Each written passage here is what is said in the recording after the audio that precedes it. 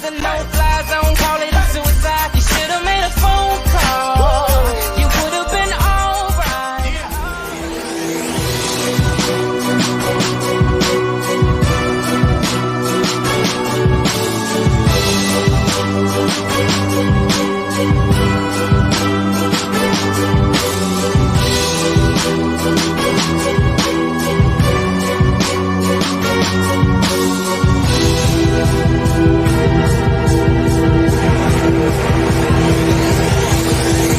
Empty spaces, what are we living for?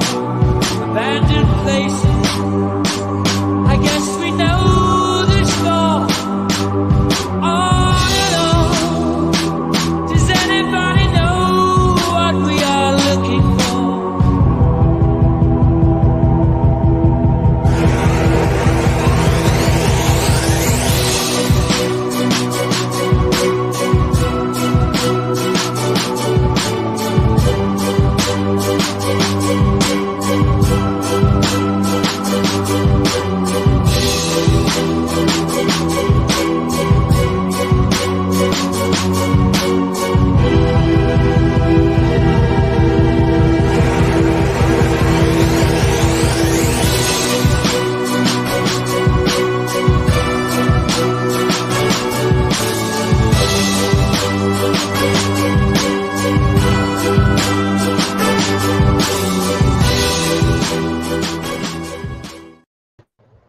What's good, my brothers? What's poppin'?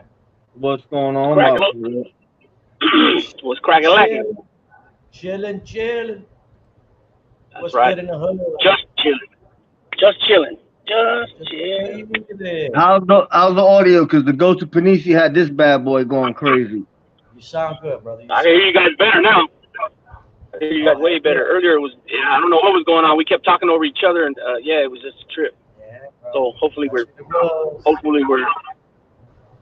it's all good in Hollywood. Oh, yeah.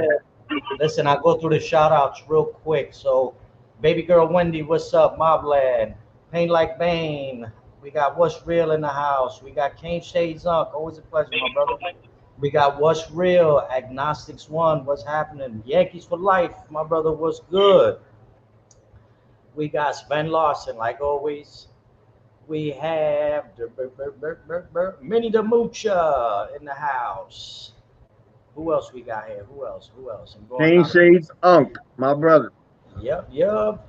Cromel, what's happening, man? The Hindu, my brother, is in the house. Henny. I swear, not that crazy guy.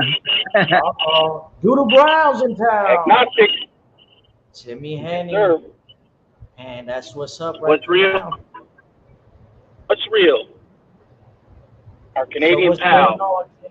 Driddle 5K, what's up, my brother? Much respect, Driddle 5K. Driddle. Drito 5K. Yes, sir. Yes, sir. So what's going and popping? What's going and popping for the night? Same old, another day, another dollar. You know what I mean? Basically.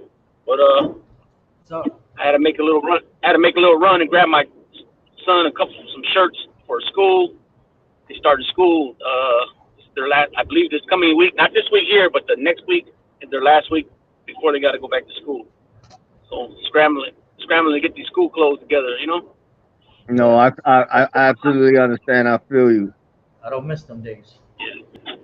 Yeah, because I'd be dang, not my father at the time was working at a place where it was a seasonal work, and every year he would end up going back to work, like the week before we went to school or the week after we went back to school. So, he would have to wait 3 weeks to get his paycheck because they got paid every 2 weeks, so I never started school with new clothes, you know what I mean? So I'd be danged if there's anything I could do about it, my kids are going to be with new clothes, Yeah, that's so awesome. I know what it feels like. So, Oh, I yeah. don't come from money, you know what I mean? You had to be fresh dip for going back to school, yep. Yeah, you know what I mean? So it is what it is, you know what I mean? My dad always looked out, you know what I mean? It just didn't line up right, for the start of the school. But, it is what it is, you know what I mean? And I'm going to do all I can to make sure these kids go to school fresh, Hell yeah, just Absolutely. take pictures, bro. Ah, Yeah. Sausage is at it again. Oh, Shaquilla mode. Here we go. Give me a second. tack, tack button. But the oldest boy, he works, right. He works full time. Right now he's like on 12-hour shifts. But he bought his little sister, my youngest, a pair of Travis Scotts. Um, you know what I mean? So as well. Thanks, that they're, that these kids been taught right. Not so much like it's his responsibility or obligation, but the fact that they're not selfish kids. You know what I mean? They'll look out for their siblings, and they're always looking to help. You know what I mean? Yeah. Yeah. My daughter's a brat. She wants Jordans and everything else. Oh man, Yeah, that's the way my bro, kids. man, bro, I got out the joint one time, man. One year, I got out the pen one time, man, and my dad created a monster with my kids, my couple of my kids, man, where he's buying them more so my son, 150, $200 shoes, and I'm just getting out. I'm like, how the hell am I gonna, get to, be able to do this, right? So, anyways, I ended up buying one Christmas. It was the first Christmas that year. I bought everybody Jordans, right? And I went to, let him pick out what he wanted, and he was like, "Oh no, I don't mess with their Jordans. They can't be flights. They got to be the retros. They got to be the numbers." And I'm like, Yeah. "Fucking little motherfucker." You're you know what I mean? You're telling me you won't want this pair of Jordans because they're flights, but they're, what I mean, they're J's. You know what I mean? 100 now. So you're talking about $100 pair of shoes, 120, something like that, 100, 120. They have to be this $180 pair of shoes at least. You know what I mean? I'm like, wow. But Sounds like anyways, my daughter. yeah, but it is what it is, man. Jeez. But yeah. So, You know how fashion is with kids, especially when it's in school. They don't want to get picked on. They don't want to be made fun of. So it comes to yeah, stuff like yeah, that. You gotta step up. yeah, exactly, Yeah, they gotta step the exactly. game, bro. Yeah. Remember But back now, but his last couple years in school though, his last couple years, because he just graduated last year or a few months ago, excuse me. And now he's buying. When I would get him clothes, he was working too in the summer. But when I would get him things, he was good with like some Air Force Ones. Now you're only talking like $90, $85. You know what I mean? Yeah. And I was surprised the first time he said, "Oh, I want these." The color he wanted, we couldn't find that color, so we had to go the opposite. So I don't remember if he wanted the all white ones that year, and he ended up getting all black, or he wanted all black and ended up getting all white. But anyways, he ended up, he's been cool with Air Force Ones, and then Air Maxes. You know what I mean? I remember not last year, but the year before, I bought him two pairs of Air Max, two pairs of shoes, and he was only expecting one, and then I told him, well, why don't you get this one, and then you can get two pairs instead of paying, 180 for those one pair. You can get two of these for, they're $110 a piece. I'll go ahead and get you two different ones. You know what I mean? But anyways, it is what it is, and yeah, the fashion is a mother, especially nowadays with the prices. Everything's up. You know what I mean? Oh, especially with Jordans. Jordans are gonna maintain, what I'm saying, that scale no matter what. Yep, yep, that they then. do. Yeah, I had headaches today, What was that? and my headache is finally leaving, but I had a lot of messages, a lot of positive messages today, and they made me feel a lot better, you know. Yeah, Yeah, that's what's up, bro. That's what's up. Cloudy anytime, brother. We starting a little earlier today. yeah, yeah, So yeah. yeah, Claudio Perry. If anybody ain't caught his videos, man, go check out his music, man. They got some good music on there. I call him the musical genius. every He likes that. going on.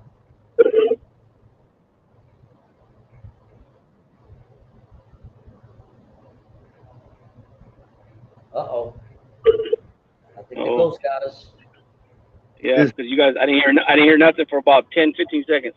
That's yeah, that the ghost, go bro. the ghost of Penis, he got something personal going on with us. Yeah. Edward Everett, what's going on, player?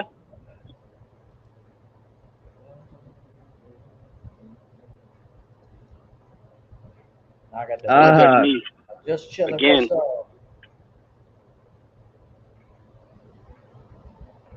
agnostic one. I used to have a big headache, so I threw her out. Uh, Oh man. agnostic Good Lord. one. The utmost respect, my brother. I always gotta have respect for subscribers who choose to voice their opinion and not go with the crowd mentality. And I have the utmost respect for you, my brother. That's what's up. Yep. Yep. The wild There's a man, lot. pain like Bane. Ain't like Bane. There's a Make sure you few. subscribe. Yeah. There's a few. There's a few that There's a few subscribers that voice their opinion no matter what. You know what I mean? And I mean, to each his own. But we of course we highly appreciate it, especially when they're speaking up on our behalf or even their own behalf. But we've already spoken on this, and I don't really want to get into it again. But we just appreciate everybody that speaks up on our behalf, and especially their own behalf, because that says a lot about them that they're not willing to be a follower. You know what I mean? Absolutely. Just in general. I'm not speaking of anything of late or far or whatever. I'm just saying in general. I've seen a lot of subscribers that on different platforms, different channels, that they will speak up for themselves no matter what. And that's all. I believe in that. Yep. Oh, we got a great question. We got a great question from Kane Shades Unk. Do you think Fat Joe was fair to Big Pun after his passing? Absolutely not. I can't really get into it too much. I'm not really up on all that. I mean, I know some things, what I've heard from like Big Pun's wife and things like that, but I really don't. I really can't get into that too much. But I know you're big hip hop. Yeah, that you Yeah. know what killed that? The money situation is what killed that relationship. You know what I'm saying? And then Yeah. Yeah. My take they on it dropped was white people's money, and it is what it is. so my take on it was he did what he could, and Pun's wife did blow a lot of that money with a lifestyle and stuff. But could he have done a lot more as far as everything? Yeah, he did. But he chose to be like, and it's not just not squarely on Joe's shoulders. It's just how that industry goes. Yep. Out of sight, out of mind. And at the end of the day, they're about the mighty dollar. JoJo the Wild Man, good to see you. But yeah, could he have done a lot Yep. more? He absolutely could have. Absolutely. Yeah. Oh What's yes. up, JoJo the Wild Man? I'm good, bro. Just got off work, off the freeway. About to take it inside right now. But yeah, you're right. And then the fact, I don't think Big Pun ever really got to enjoy like the blow up. You know what I mean? Like, how Fat Joe blew up. The Terror Squad and all that. Yeah. I think he ended up passing before the big. They really got to hit big. Before he got to hit big. You know what I mean? I mean, it was more of a memory in his memory later how it got. You know what I mean? But I think because he had a lot of talent. He had a lot of talent. He could spit. You know what I mean? And I think too with the son, I think Fat Joe could have been more instrumental in his career. See, Pun hit his peak because prior to his second album and prior to his passing, he was already known. He was already respected in the industry as far as other rappers. And I mean, he could have gotten in any club anywhere in the city. He had the gold key, as to say. Right. What happened? He left. Can you hear No, me? I think yeah, we Yeah. hear you. I think you're going into that zone again. What I was saying was more like because like you just said it right there. His second album. He only had what? Big Pun only had 2 albums, right? Yeah, 2 albums. The second one they finished it after his passing. Right. See, so I mean, where would a Big Pun been at his 4th album, 5th album? You know what I mean? We didn't get to see that, unfortunately, because of what happened. But I believe that Big Pun would have been, if he still was, if he didn't pass away so early, he would have been like, I mean, literally, I mean, he gets the respect from a lot of people, but I just honestly believe that he would have been up there with Jay-Z, so-called Jay-Z, where Jay-Z's at. Nas, Biggie, and some of the old school ones from the 80s and early 90s, you know what I mean? he would have blew up, and we didn't. Unfortunately, we didn't get to see that. You know what I mean? Yeah. Also, what do you think With, that with, he was already respected, and he was already an above average lyricist. He's Oh still yeah, one of no the doubt. most underrated lyricists there was. And he could have Right. went somewhere. And then Kane touched on it with another one was about I seen the that. Cuban Link situation. Me knowing a lot of people that happen to be in that circle from TS down to them. What happened was that at the end of the day, honestly, Fat Joe never really liked Cuban as much because Cuban was more part of Big Pun's circle. And what happened with him was that Joe is a control freak and couldn't control him and decided not to have him. And Cuban felt that Joe wasn't trying to promote his stuff as like the way he should have. And that situation went down, and that's when he wound up getting cut. And that happened to be people in Fat Joe's entourage that did that incident at the at Jimmy's Bronx Cafe. Yeah.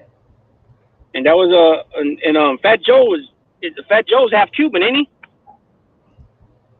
Yeah, and Puerto Rican. Yeah.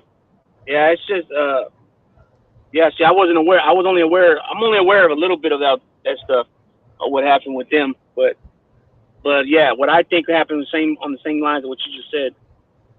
You know what I mean? It's unfortunate when the mighty dollar, like you said, man. That's most of the time that's usually what the issue is. Oh yeah. At the end of the day. Oh yeah, you're gonna get that, especially in that kind of. The music industry is a cutthroat industry. It definitely is. Yeah. Yes, sir. Yeah, it is, bro. That's somebody I want to get into. Fuck that. Yeah. See what Bane said. The 187 deep cover he did with Fat Joe was rated Yeah. rated by Snoop more highly than his and Dre's version. Says a lot. Oh, rated. Excuse me. Absolutely, because that one verse that Pun said, "Dead in the middle of Little Italy, we riddled two middlemen who didn't do diddly," is still just unbelievable. If you break it down and you analyze it, it was incredible. He was an incredible lyricist. There's no question. Yeah, no doubt. Right. Yeah. So it's just unfortunate we got robbed of, one of them things. One of them entertainers is just gone too soon, way too soon. And unfortunately, it was health issues. You know what I mean? Yeah, he lived his life like if he was on a bucket list, and that was the problem. And you get a lot that do that. You had a lot of rockers that live their life like that. He just ate himself to death. He didn't take care. 'Cause when you're averaging 180 pounds as your natural weight, and you balloon to close to 500 and five or some change, your heart can't take but so much. Yeah, bro. That's an easy question there. Ken said, Kane Shade, excuse me. Who do you think represented Puerto Rico better, Camacho or Trinidad? That's easy. Trinidad all day. I think we're at doubt there. And the only reason I'm saying that, let me explain why I'm saying that. Because Hector was from New York, right? But then in some magazines, because some magazines, the Ring magazine, sometimes he would be out of Florida, sometimes it would say New York, sometimes it would say Puerto Rico, right? Yeah. No, he was a New Yorker, right? I mean, I know, I think he's born, nació en la isla. I think he's born in the island, but then raised in New York, right? Yeah. And then later in his career, he moved to Florida later on. Maybe it's, I'm not really sure. But the reason I'm saying this is because Trinidad took his boxing very serious. Too many of our Puerto Rican fighters didn't, once they got, when they were, the man at their division, they didn't take it serious. They didn't train seriously. They started indulging in alcohol, a lot of drug use. Trinidad is one of the ones that didn't do that, as well as Miguel Cotto, from the 80s on to now. You know what I mean? They took their career serious. You know what I mean? Yeah, I think on that question, it's weird because Trinidad represents Puerto Rico 100%, and Trinidad would come in, and he would come in as a boxer, where Camacho was flamboyant. Camacho came in, he was rocking them colors, boy, the Puerto Rican flag on his shorts, the Indian garment. He basically went out for PR, so it's hit or miss with that one. Right, the Roman Empire. He was coming as a Roman. Yeah, he was coming in Roman Empire, there. like you said. Yep. Mm-hmm. He was a more entertaining as far as coming into the ring. You know what I mean? The Right. man was good too. I can't take that from one. He was good. With my Tough. experience, Yeah, and tough too. He's tough. You know what I mean? Tough Yeah. dude. I mean, he got his ass beat. I mean, by Chavez, and this man won't even go down. He won't. Camacho's never been put on his butt ever in a Mm. professional bout. Yep. You know what I mean? He's tough. I don't give a fuck what anybody says. He's tough as fuck, and he had demands, and he would fight. He'd get in there and brawl with you. But then when he fought Edwin Rosario, another Boricua, I don't know what Edwin hit him with, but he never. Camacho never fought the same after that fight. Even though he won, but it never was the same, inside the ring. But Good, bro. Edwin was good, but Edwin let the drugs get to him. this is that Just- this is yep. that's the thing. That's kind of like when you Yep. get Yep. some players that have beautiful careers, but they have off the field issues. The way I see it, me, as far as being honorable and not being disgraceful in his action and how he carried himself and in the boxing, I give it to Tito. But as far as Right. being a icon, as far as Puerto Ricans, even when he disrespected us by putting the flag on his butt, Yep. Camacho was that man. I worked in a pizza shop on 3rd Avenue in Tremont, Napoli Pizza. It was one of the most famous pizza shops. It was there for over 30 something years. I watched this man pull up in the porch, come inside the shop, order 2 slices of pizza, and within 15 minutes, you could not even see the streets when word got around that he was there. He couldn't even get out of the pizza shop. And it was just like, wow, the love was there. And he was dressed with these tight ass goddamn fucking leather pants and these boots and a tight ass jacket, but everybody knew who he was and they loved him. And he was flashy and he was just arrogant and he was just himself, and it was. But as far as that thing, like if Tito would have walked into that pizza shop, it would have not even had that close to that same response. I mean, literally, everybody that was in the Tremont area found out he was there. People were actually running to the pizza shop, like running to get a glimpse of him. And then we had to get it to where all my boys from the block had to come, and they were like, all right. He was like, I'm not going to be able to get it out of here. And the boss was like, I'm going to call the cops. I'm like, nah, you ain't doing that. No need for the cops. I got everybody. Everybody came, and we was like, we made sure he made it to his Porsche without being bothered and stuff. But as far as that, an icon in the city, and then I seen it firsthand as far as New York go. Oh, they absolutely loved him. Straight entertainer. He was the entertainer from the time he walked down that aisle till he got in that ring. He did his thing, man. I'm not gonna knock that dude. You know what I mean? He did some things when I was a kid that I really didn't dig, but now that I'm older and I understand better now how people are and what they do. He's iconic.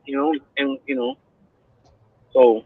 That's what's up. It is what it is, but just same thing with like Nelson just said, Rosario, as well as Gomez and Benitez, they were all doing the same things, man. You know what I mean?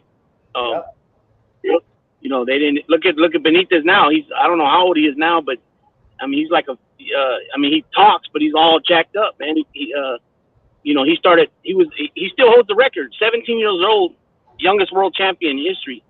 And then he ended up losing that belt to Sugar Ray Leonard. But, this guy started boxing so young that by the time he was 25, 27, they were saying he was already, like, burnt out. Like, in other words, he was a 40-year-old boxer. You know what I mean? And a lot of that has to do with all the drug use and drinking and, you know what I mean? And King Shade staying heavy with those 2 questions, those few questions. Good looking out, my brother, to get that started. And same thing in the chat, everybody. You got any questions? We can flip topics and we can just go anywhere from movies to music to whatever you guys want to talk about. Yo, I remember what do you think about Mark Anthony's performance in the movie The Substitute? Oh shit, I remember that. In my opinion, I thought it was the most underrated gangster role of all times. Yeah, bro, he'd have gotten smacked in the mouth if that would have been a real movie. Yeah, I liked him in The Substitute. I thought he was gangster. He acted his butt off in there. I believed him. I believed him in there. Yo, I laughed my ass off with that one, bro. I was like, damn. You know what's funny though? That The Substitute was it was made across the street from McCarrion Park. It was in Greenpoint. because I used to go to school across the street, which was 126. It was a junior high school. And I remember when they were filming that movie, bro, they had that shit closed off the whole 9 yards, bro. I could have sworn they filmed that in Dade County. Florida. Yeah, I was gonna say I thought that movie was out of Florida. No, the original Substitute was they filmed it over at, oh my God, what was the name of the high school? I remember. If the name will come up. The name will come up. Primo. The original one. The original one. That's the one with Samuel L. Jackson. No. That was the one. I forgot the guy's Tom, name. Tom Berenger was the teacher. Tom Berenger. Yeah, yep. Tom Berenger. The second one, when Mark Anthony was in, was a different main character. What was it? Right? I think it was it Automotive? I think it was Automotive High School. I get it. Yeah, because I was gonna say right now, I was gonna say Mark Anthony was playing a Cuban in that movie. I thought. Can't say no. You better respond, my brother. I know you know what's the deal. You Dade County, so I know. I honestly swore that first one was in Dade County because it was low rise school as far as high rise that we have in New York. So could be wrong. That's something for us to investigate. But I could have swore it was Dade County. Trying to see. Because remember the substitute. The substitute had a couple movies. It was like 3 of them, wasn't it? Yeah. Substitute. Yeah, and I think the first one was New York with Berenger, when Ben whatever his name is, Tom, and then the second one when Mark Anthony was in Florida. If I remember correctly. The Mark Anthony movie was part filmed in Miami, and I believe the high school was Central. Yeah, they had one filmed in Miami, and the other one was in New York. Oh yeah. So that must be Miami-Dade. Yeah, Dade County. See, I knew my brother Kane Shades would know. Yep. I've never seen this name before. Triple X, MLGAS, WAG, Boeing, GAG. I can't even read that. XXX. That's what we can do. That's a long one right there. That's a tongue twister. Yeah. Then dude said he liked Wilfredo Benitez. Wilfredo Benitez, bro, I've said this and I'll say it again. They always say the 4 kings of boxing, right? They mention the 4 kings, which is Tommy Hearns, Roberto Duran, Sugar Ray Leonard, and Marvelous Hagler, right? But I think that it should be the 5 kings, and Benitez should be right in there. The only one he didn't fight out all of them was Hagler. That's the only thing that kind of would tarnish it, you know what I mean? But he was a champion at 17 years old, the WBC welterweight champ. Sugar Ray took it from him, right? And then later he was the one. He went up in weight at 154, and he fought Hearns, and Hearns ended up beating him, taking the belt, and then he beat Roberto Duran. You know what I mean? Kingdom. Hello, everyone. God bless. What's good? Big Lou. Hello, my guy Carlos. Dalvin Cook went to Spencer. That's right. Those our Cuban brothers there know that. They know that Dade area. They know that very well. Yeah, I seen the fight I saw, bro, that I enjoyed, bro, was the one where Trinidad fought De La Hoya.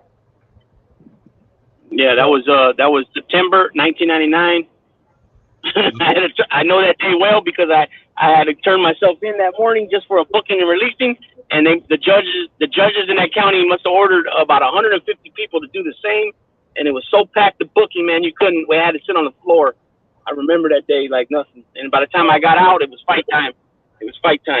I tell you what, bro, I was on the island when that fight took place, and I was supposed to leave that day, and I wound up pushing the flight back to the following day. Right. Yo, when that bro, all you heard was frying pans, bro, pots tied behind. Yeah. Man, he had a huge welcoming party when he got off that plane from Vegas. Wow. Huge. It took me about 2 hours just to get into San Juan Airport, bro. Wow. And, people say, they say that, De La Hoya gave him a boxing lesson.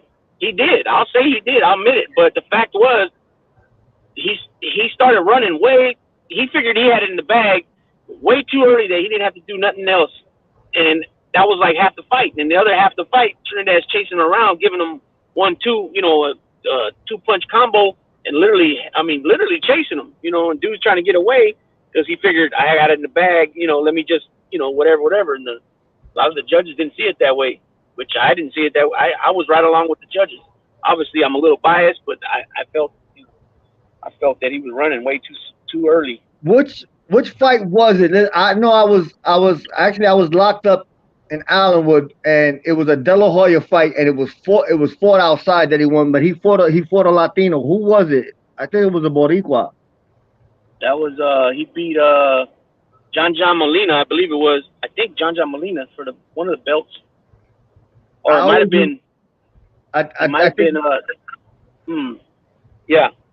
You might have been right. I think it was that. I just remember we were watching it in the TV room, and when they were interviewing Oscar, he sounded like Mike Tyson, and that's when I was like, oh, look at this dude. He sound kind of little suspect. He was like, the wind was on my back. Yeah, he was like, the wind was on my back, and this and that. I was like, what the hell? I was like, I know it's cold out there. Yeah, bro. Yeah. The Golden Boy, man. That's why his name was the Golden Boy. He won that gold medal, and just like Sugar Ray Leonard, man, he was, they had him set to be great, which he did have a great career, and he's still doing great things now as a promoter, making big bucks, What about Fernando Mercedes? I never even heard of him.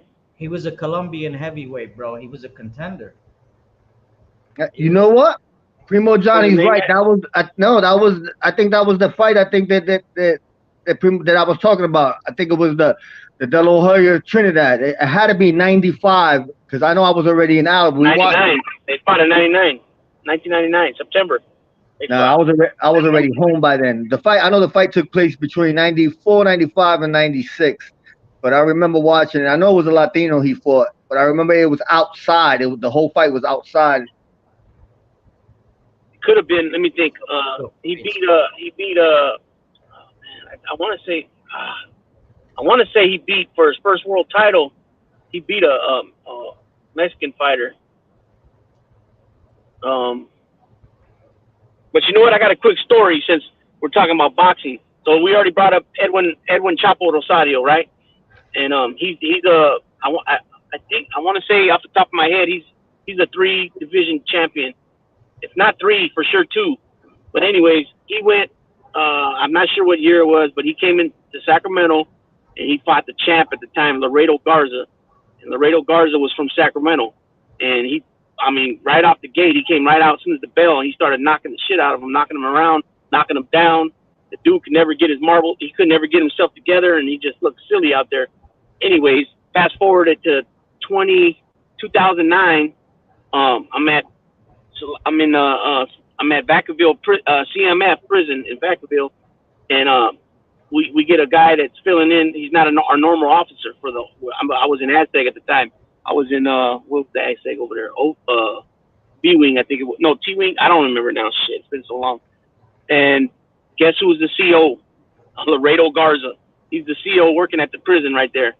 And I clowned him a little bit about the fight.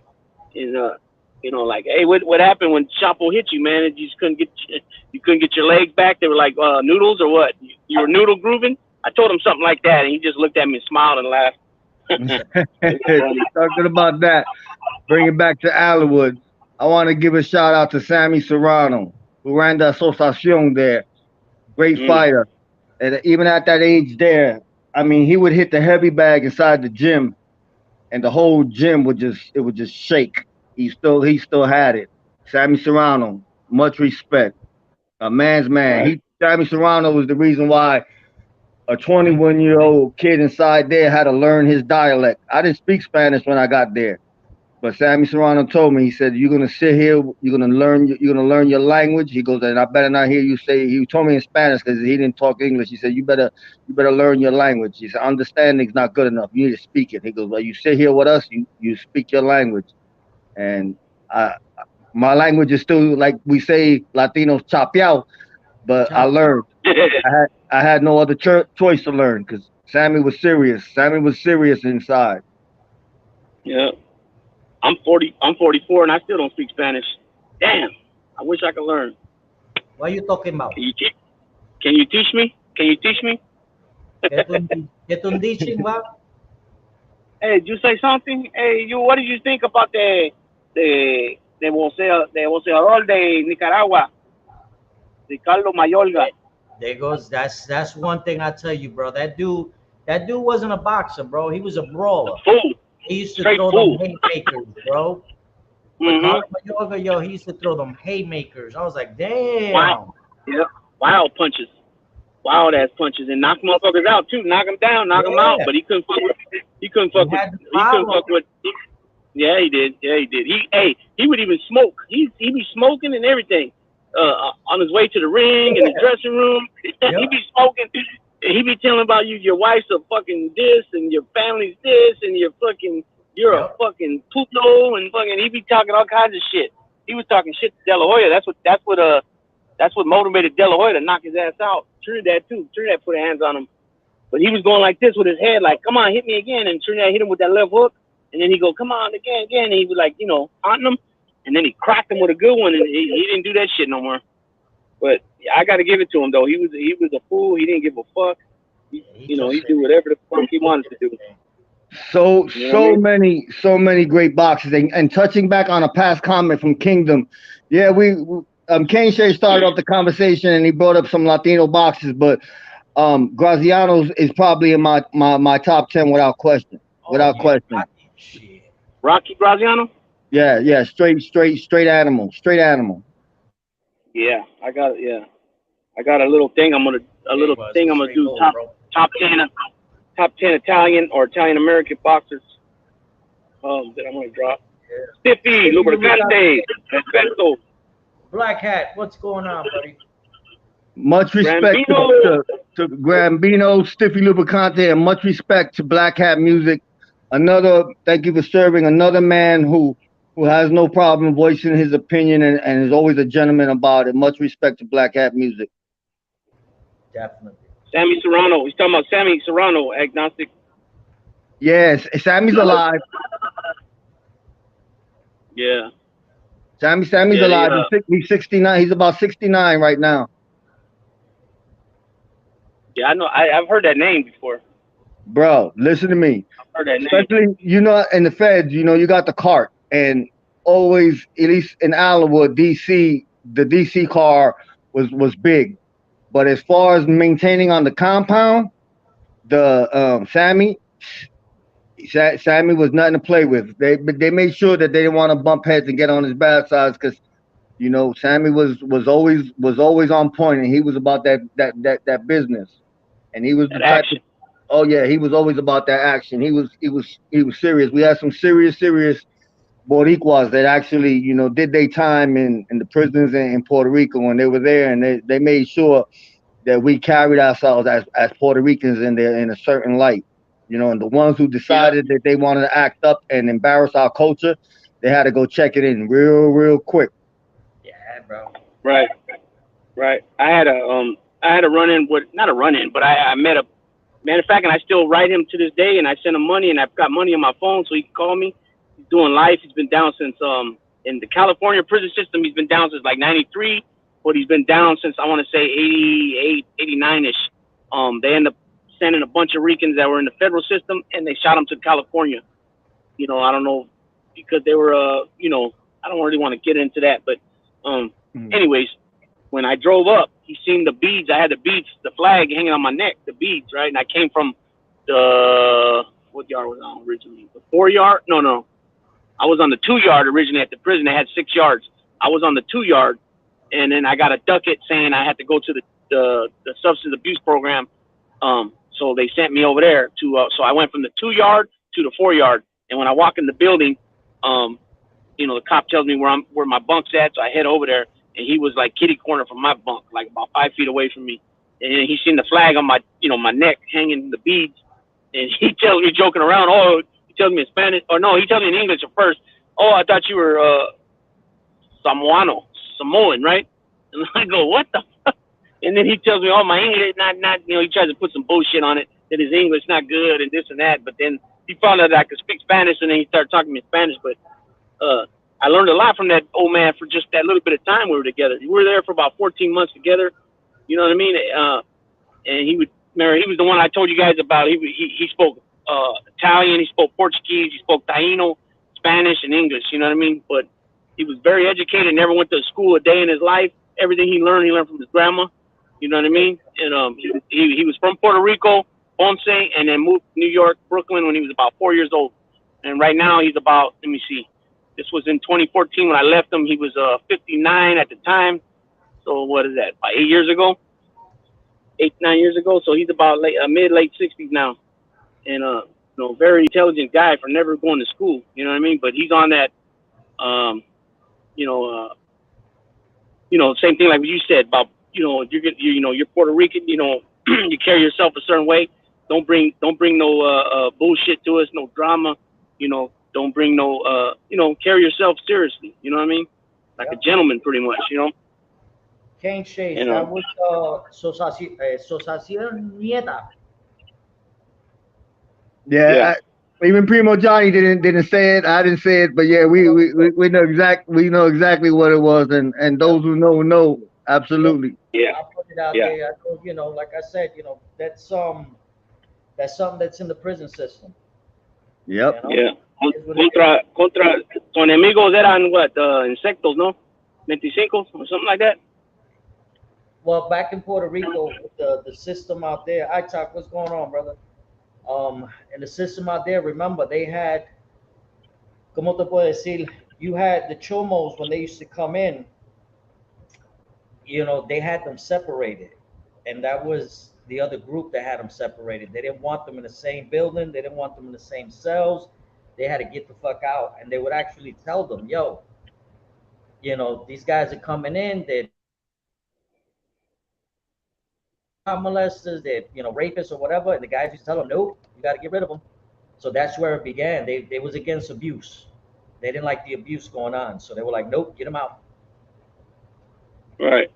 But it also shows you how different things go when they like I like to say they Americanized it in the States. They were doing stuff that wasn't acceptable, and that's one of the reasons the Kingdom touched on it, because Sammy didn't bring that city mentality. He brought it straight from Presidio, and that kind of activity was a no.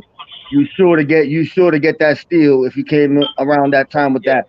And then as I came home and I started seeing kids in the street representing that and with the beads and everything, and they weren't carrying it the way they were supposed to. And that shows you how sometimes certain organizations, let's say, they get watered down with new generations that really don't hold on to the fundamentals. Yeah, definitely. It gets warped. The ideology gets warped in the professionalism. You know what I mean? Absolutely. Because they don't get cultured. They don't get cultured by OGs. They get right from the new generation, and you see that a lot in a lot of organizations. Yeah. Well, you remember back in the day. I mean, especially on the island. When you have brothers out there that were against that, violating other men and the women, the brutality, anything that came in like that, or child molesters, the COs had to take them and put them away, because if not, bro, they wouldn't last a week. I mean, if you look at the history of the jails out there, bro, you know how many bones they found, bro, that was flushed down a toilet? That you gotta have some. Yo, it is what it is. Oh yeah, it was serious. So people they talk. It's kind of like the prison system in Russia. The way they carried it over there in the island, it was serious business. A lot of dudes just up and disappeared. They would sit there hours and hours questioning everything and flushing everything. Yep. All right, Talk. Dragon Reborn, 1982. What's going on? Dragon Reborn. Yeah, they wouldn't like you said right here, David Hunt. They wouldn't last 10 minutes on the main line. Hell no. They'd have they no. Hell no. That's what's so funny about now, man, that California prison system now it's so fucking weird, where you got guys that are considered in bad standings with their people, but now they're all in the same fucking yard, and they're not touching each other. They're not touching each other because in the name of the dollar, because they don't want to disrupt the flow of the money. You know what I mean? So therefore, they're not fucking smashing on these dudes that are no good, considered no good, and vice versa. Because if you're considered no good, you know they're going to come at you. So then you're going to want to hit before they hit you, and they're not doing it either. You know, and it's all because of the mighty dollar, like I just said. It's a trip. I'm glad I got out of there when I did, because I don't want no part of that shit, man. Yeah. Everything you've been taught in school is no longer being in effect. You know, it's just, man, it's just weird. See, like when I was there, I was being groomed for it, and it just so happened that we caught a investigation by the SSI there, and then we were all thrown in the hole.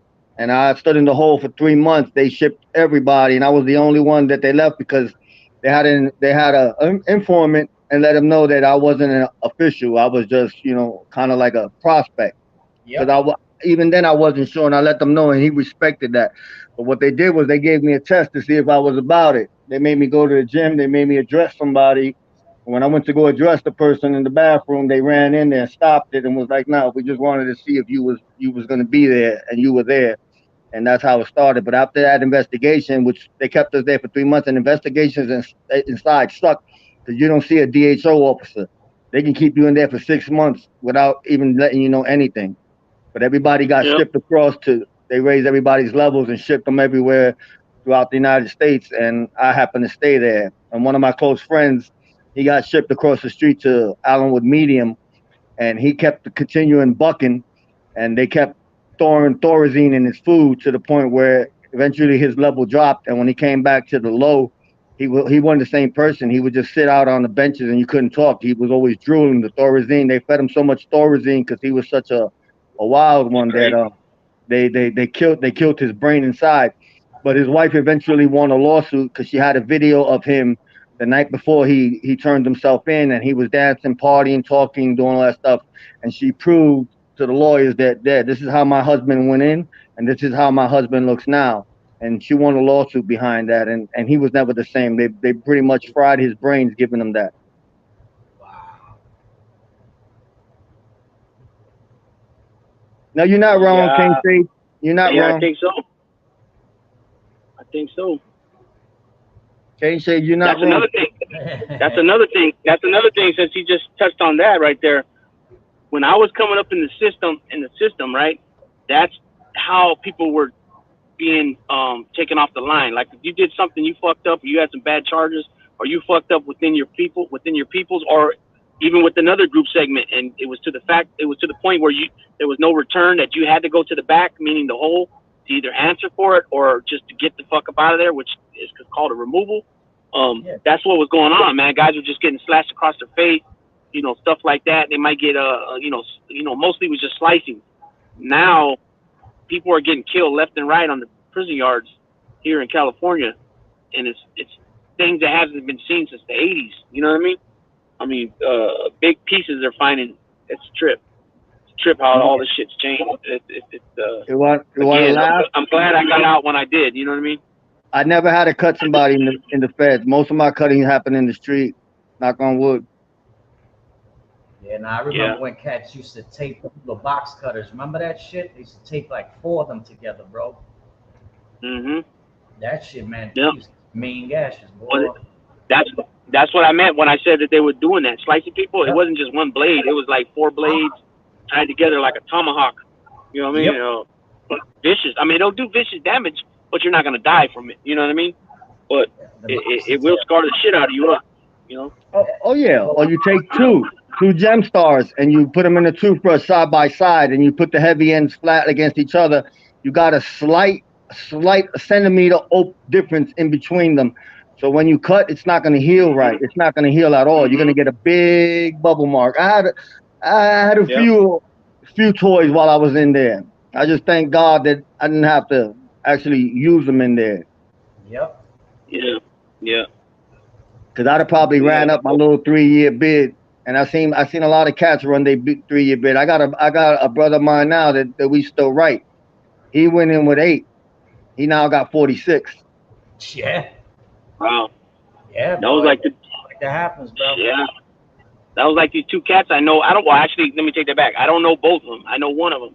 They went in both with a 16-month sentence, and one turned it into 45 years. The other one turned it into 48 years. 16-month sentence. Yep. Yep.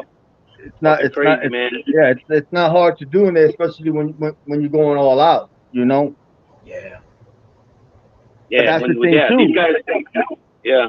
You gotta be able. You gotta be able to handle yours. I was put in situations where I knew I was looking at if shit would have went down, it was gonna be way bigger than what I was in there for. But that's the thing. You can't think like that. You gotta handle that Right. shit there and then. Right. Yeah. These guys, these two that I just mentioned, I'm not gonna say their names, but these dudes were definitely full fledged with the business. Believed wholeheartedly in the movement they were with, the organization they were with. You know what I mean? And you know, they were youngsters when they went in. Now they're old men, but they're one of them is doing real big things with the organization called United Players. They do a lot of outreach work with the community. And what happens is they bring guys that were doing life sentences that were given found suitable for parole, and then given the date that the governor didn't mess with the date. They allowed them to leave the institution. They go into this living program because all lifers got to be go to a transitional program, because like I said, some of these guys are gone 30 years, 25 years, 45 years, 40 years. So you can't just step into society and think everything's gonna be hunky dory. You know what I mean? And so, anyways, they go into this program, and then this program does a lot of outreach with the community, like buy back guns, turn the medication. They find meds in the house, go and turn them in. They do things with sports athletes. This guy, like I said, he did 45 years. He's been around Steph Curry, Snoop Dogg, Marshawn Lynch. The list goes on and on. A lot of different celebrities. Not to mention old singers too, old entertainment groups and stuff. Yeah. Drillo. I like Drillo. Drillo's crazy. Yeah, I seen that. Yeah, Rudy. There you go. Drito knows Drito right there said Rudy for United Players, a local legend. Yeah, Rudy's the main dude. I don't know if he's considered the president of United Players or he's the CEO, but he's the main guy from that organization. Yep, we had Paz, Andrade, Spina, Alfredo, Tiger Ladder to Alfredo. Mono Virgo, good to see you. Hey, Mono Virgos. Mono Virgos. Yep. No. The whole system, and you know what? I guess it's maybe for a better thing, but everything is it's been so watered down. Everything is so different. It was a whole different time back then. At least when I was there, the way things are going now. Yeah. Right. No. But see, that's the thing, though. Right now, like these things I'm saying about California, when you hear me say that, they got, weirdos and rats and shit on the yard with guys that are full functioning active members, that makes you right away when you hear me say that they're sharing the yard together and they're not moving on each other because in the name of the mighty dollar, because they don't want to, screw up the money flow. Right away you're gonna think, what the fuck? That's some weak shit, right? You think, that's soft or something. But then when somebody messes up and they actually do kill them for some new violations, so-called, they're killing these dudes with some big pieces of steel, so it's like, you really can't make that comment because they're really, they're not just slicing people no more. They're really, killing people because these guys are out of the shoes now and they're back on the yards. Some of these dudes have been out there for years. It's just a trip, man. Like I said, I'm glad I'm out. Matter of fact, today's the 27th, right? July? Yep. Yes. Today's my 5th year anniversary. I've been out. I'm looking to double and triple that number. That's right. Anyway, yeah. Congratulations, my brother. That's good stuff. Yep. Always good when Yep. people take advantage of a second chance. Yep. Appreciate it. But yeah, it's just it's a little weird, man. But I'm glad I'm out of there. Ooh, Agnostic. Nelson, that one's for you.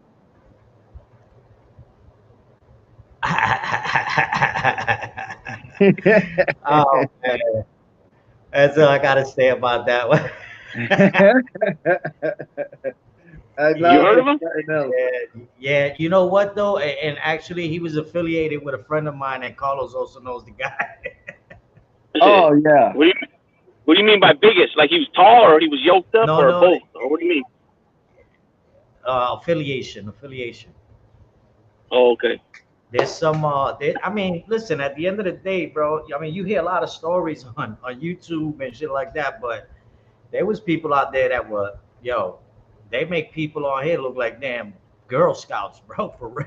Yeah, like the one guy Yeah. that Nelson ain't say his name and I ain't say his name. Yeah.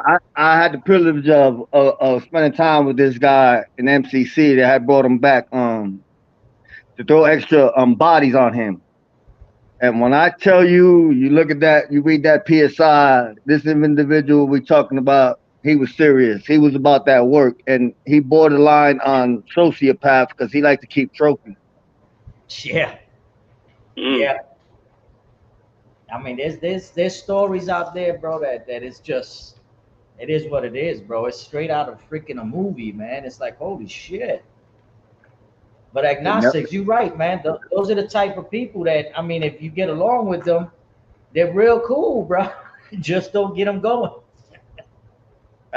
Absolutely, and Nelson got tied to that a lot deeper than it is. But that one organization, they were serious about that money, and they were most definitely serious about that business. Yeah. No doubt. No doubt. That's you don't mess with people. You don't mess with nobody's money, let alone an organization or a group. That's especially with the action, with that Yeah, business. You know what I mean? them Yeah. cats, them cats were the type of cats that it could have been $5, bro. It could have been five Mm. bucks. And That, yo, they that just wasn't having it. That's it. Nope. They just wasn't having it. Everything goes they, down to the fishes in the fish tank. Yep. that's dangerous. Just imagine that. That's Yeah. $5. That's wicked. Uh, Agnostic goes one. He goes. I think he liked me because I was half retarded. Yeah. yeah. You had to have a few loose screws to vibe with such said individuals. It's like you say though, man. You got a lot of people that they would have that double personality. They can be real cool with you, but they will snap in a heartbeat. Absolutely. Oh Wow. Yeah. And man, it's agnostic be bringing some back. yeah. He keeps it a buck. And he's Yeah, bringing and yeah, his real stuff. You know what I'm saying? It's not watered down. Yeah. It's being experienced and around that and knowing it. There's just something else. You know. yeah. Yeah. I think agnostic one, like you just said, and then also fish tank when he ain't bull jiving. You know what I mean? He got some real Yeah. stories too. You know what I See, mean? And Fish Tank's a good guy. He knows his stuff. But see, Fish Tank's thing is that Fish Tank is misunderstood. He's a good man, but he's a troll, and he makes no bones about him being a troll. He loves to troll. It right, is what it is. So right. people they get our Fish Tank, but like, oh man. But at the end of the day, he knows his stuff. He's been around. He's speaking from experience. But he just that troll comes out of him. He really enjoys that troll aspect of it. But shout out to Fish Tank. I rock with Fish Tank. I like Fish Oh Tank. yeah. Yeah, no doubt. Larry What is Davis. this? Yeah, Larry you said the Davis. guy that got Larry Davis was a less guy. Yeah, Lower East Side. That was Okay. he's a legend. He's out now, and I'm hopefully that man can change his life and don't let what I'm saying get himself wrapped up and put himself back in there. But that's a big shout out to Blue Boy. Those who know. Yep. Oh yeah, it was Blue Boy. That's right on. Yeah. Okay. Yeah. Blue Boy. And you heard how he you heard how he became a Crip? He just said that he was hearing these dudes talking shit on the tier. I guess they were in the hole. I'm not sure where they're at the time. And he just said, "Oh, I'm a Crip." He never even knew. He asked his neighbor, "Shoot me all the literature on Cripping," and he started reading it, and that's how he got put on. You get some that you get a lot that come out right, and they might have made some noise, and they inflate their stuff. There's no inflation with that man's reputation, how he carried himself inside. He was serious. He was he Yeah. was he was he was a beast. He was the beast of next level. He was a whole different type of breed, and that's why I hope he's able to, get his second chance at life, and change his life around and stay away from Yeah, elements that are gonna pull him back. Because honestly, that you got few that would try, and still to this day, you do karma, eventually it comes back with you. And I wish nothing but the best on that man going forward. yeah, man. That's how it's Yeah. gotta. Let me see. I gotta see if Agnostic remembers back in the day in Williamsburg, Brooklyn, the South Side. Lo Sure, bro. That was like the worst. Mm. Timo Timo Deville was Deville, popping. welcome. Yeah, Pain I like remember, Bane, bro. Back in yeah. the day, the South. Some of those Oof. those prison systems weren't no joke. They ain't play around back then. Mad people disappeared, and they never they inside they disappeared. Yep. Oh, oh, the no-fly Chicano is in the building. That's it. Hey Timo there, Deville himself. The no-fly Chicano. Oh man.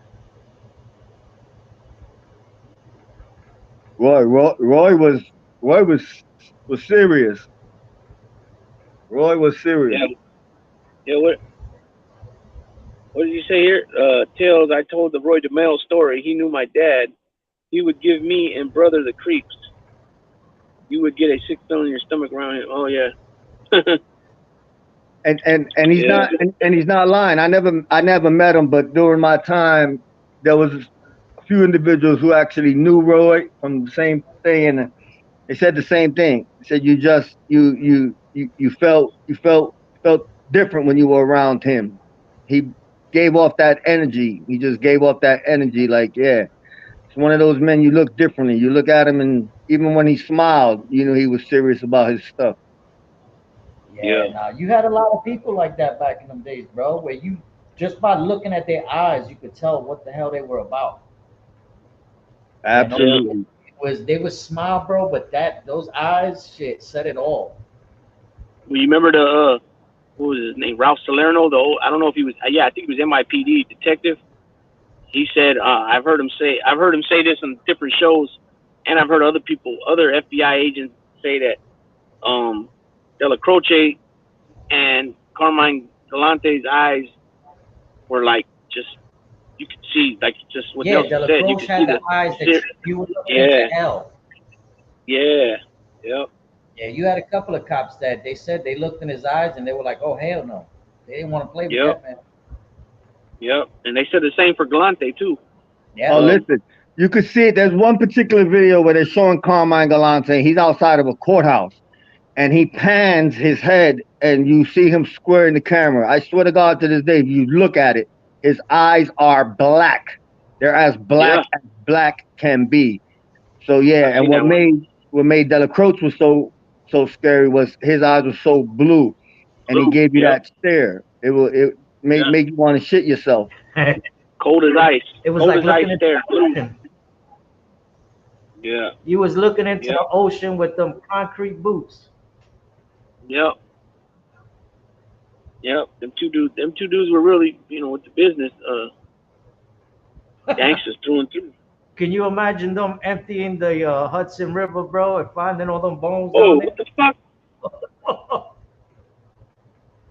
there? Cuban B, I know somebody whose eyes are lighter than Delacroix.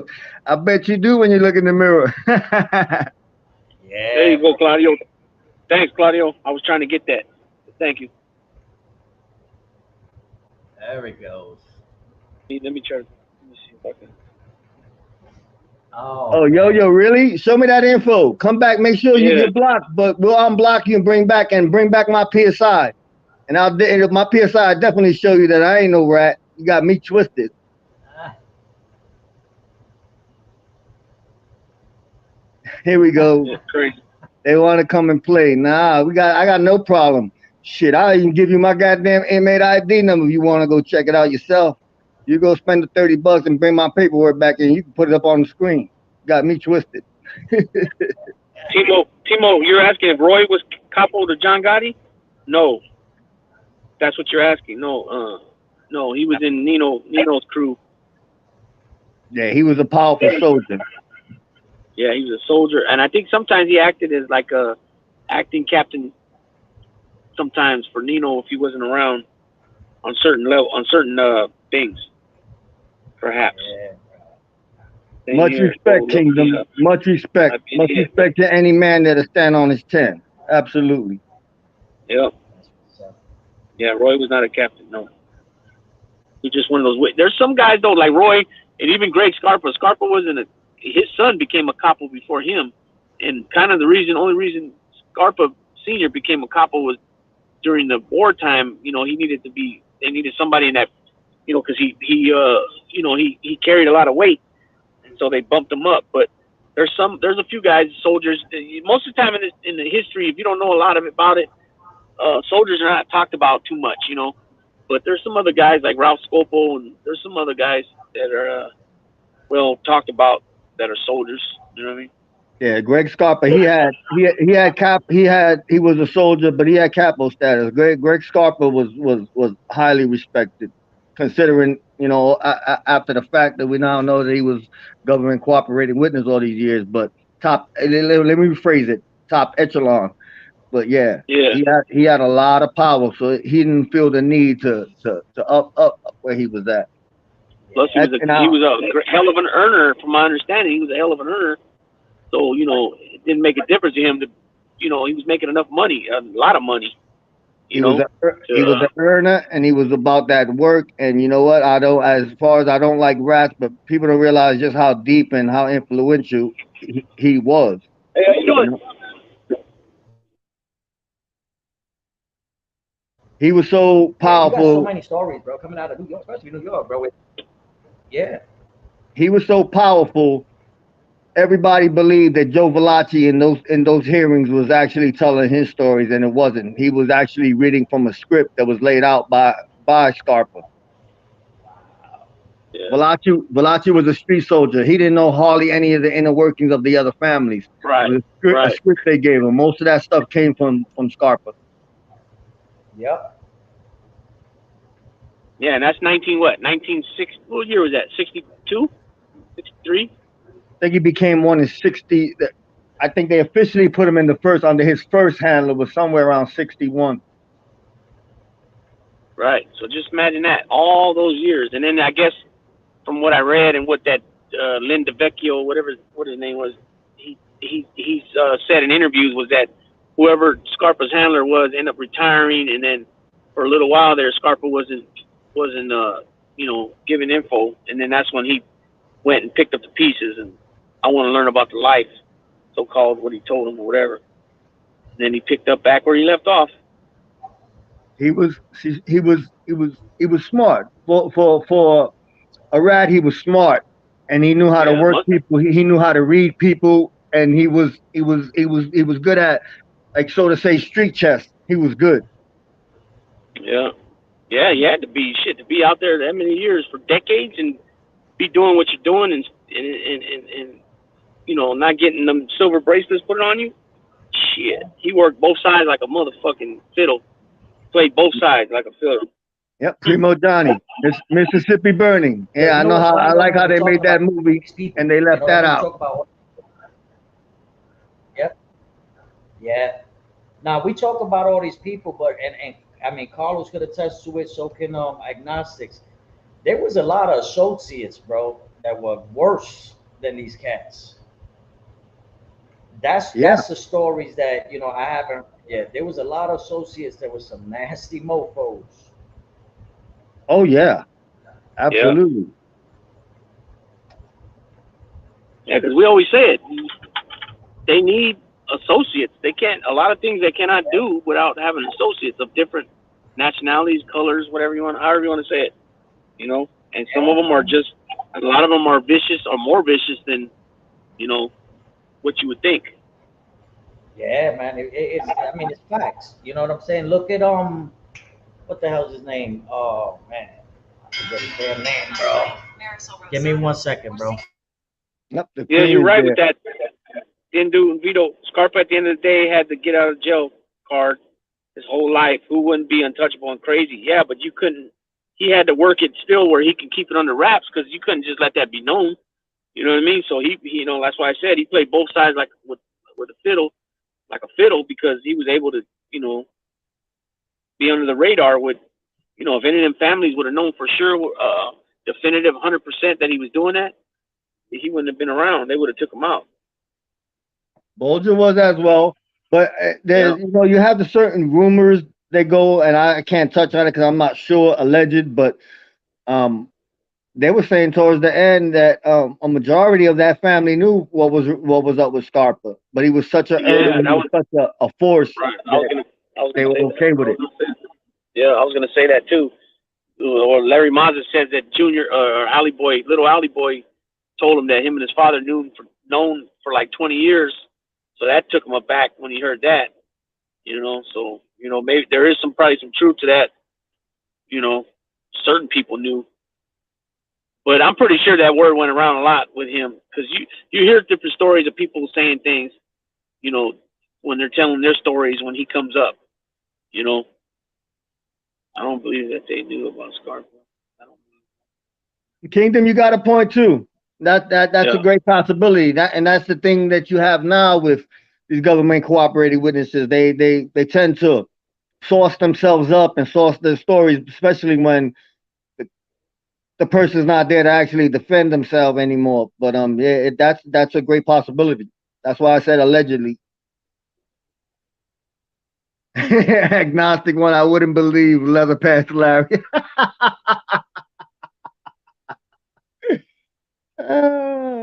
Remember when somebody what did he say right here? Oh, Kingdom said not even his own son knew. Come on. Remember when what's his name? Dick Camuso said something about his dad being a rat or something, and he's a rat too, or something like that.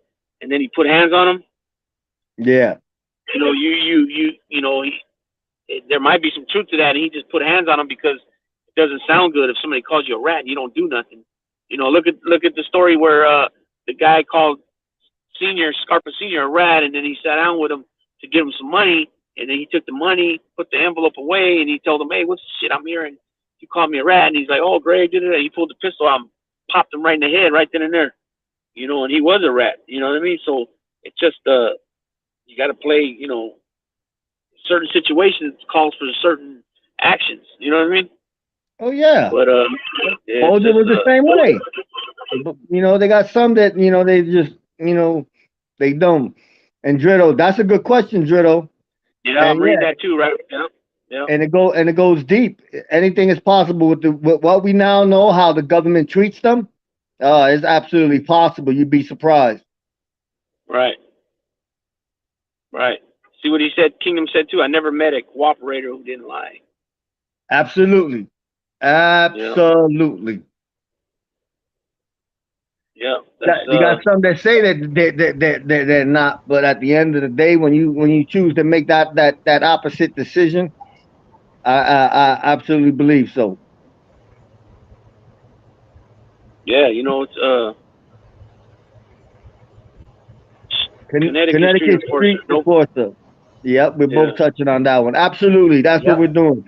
We're dealing more with the subscribers. We're on the no-fly-zone side, especially with what's been transpiring in the last week, and we promised we wouldn't touch on it, but a lot of stuff that's going on, but it just goes to show you how there's selective hypocrisy still going across the board, but it is what it is. We're just mostly focused on what we do over here because at the end of the day, that back and forth stuff's not going to stop, and we want no part of it. And whether who gets mad, and as you can see from the subscribers, people chose, and that's fine. That's all respect. But I got to thank all the people who chose to still come and subscribe and not buy into that and be individual thinkers, not so much moving on a mob mentality. Yeah, and Claudio said right here, at the end of the day, it's a sad ending. I gotta agree with you on that, but you know what? Like Carlos just said, at the end of the day, it's the no-fly zone. That's our side. That's the side we're sticking with. All shouts out to Dominic Crea. He's a hell of a guy, a gentleman, stand-up dude. I've said it from day one since I knew who he was, that I applauded him big time for the son he is and looking out for his pops. You know what I mean? And we got nothing but respect for that movement, and we're still supporters of that movement. You know, we push back. You know what I mean? But yeah, at the end of the day, it just sucks how everything was folded and how everybody was quick to take sides and jump, and you know, when it was nothing like that at all. Period. Yeah. Yeah. And we got the utmost respect for Dominic Cray, and I still have utmost respect for a few members. And we have two or three such members in here now. We got one in here now that respect from them two gentlemen will never leave. I will always have respect for these two gentlemen, regardless of who feels a certain way about them or not, and that'll never change. Oh, my bad, Claudio. Yeah, well, Claudio said I was referring to the ending for the mob guy. Yeah, I get you on that, but I'm still standing what I said.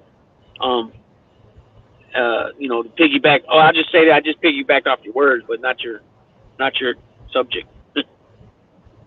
Yep. Shout out to Kane Shane Dunk. Shout out to Cuban Beat. Yeah. That's right. That's what's Que up. vola, Fede. Yeah. You talking about your bolas, bro? What the hell is that? The ball. Bing, bing. Que vola. Que vola. Damn, Yeah, I'm about to go live in a few. All that next All right, I time. talk. We send ours like always. Yep, please. Yeah, I Drop talk. some money. Much respect to your channel, you and your brothers over there. Yeah. Yes, Yo, sir. man, like I said, bro, I talk. If you can, bro, look for the email in our about section so we can hook up, bro. Yeah. No doubt. Dragon Reborn. Good to see you here, pal. Yeah, definitely. That's what I told him. I told him, welcome back, Dragon Reborn. Absolutely. And then that's another one. And I got to give a shout out. I like men who don't have to necessarily, you know, go with the rhythm of everybody. They're independent thinkers. They're gonna feel how they're gonna go, and they see who they want to see.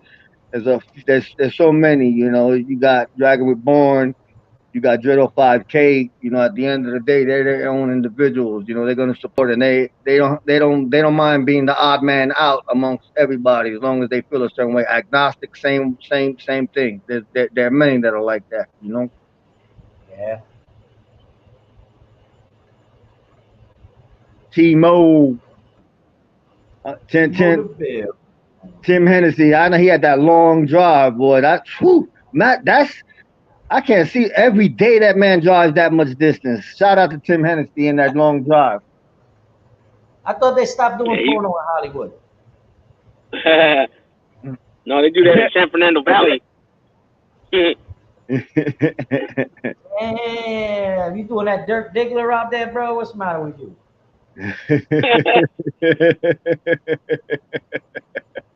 I just dropped a link right now. It's called Stay Awake TV, and I'm just letting everybody know that it has nothing to do with the woke and all that crap. What he means by stay awake means, you know, get your ass on track, stay out of trouble, and stay out of lockup.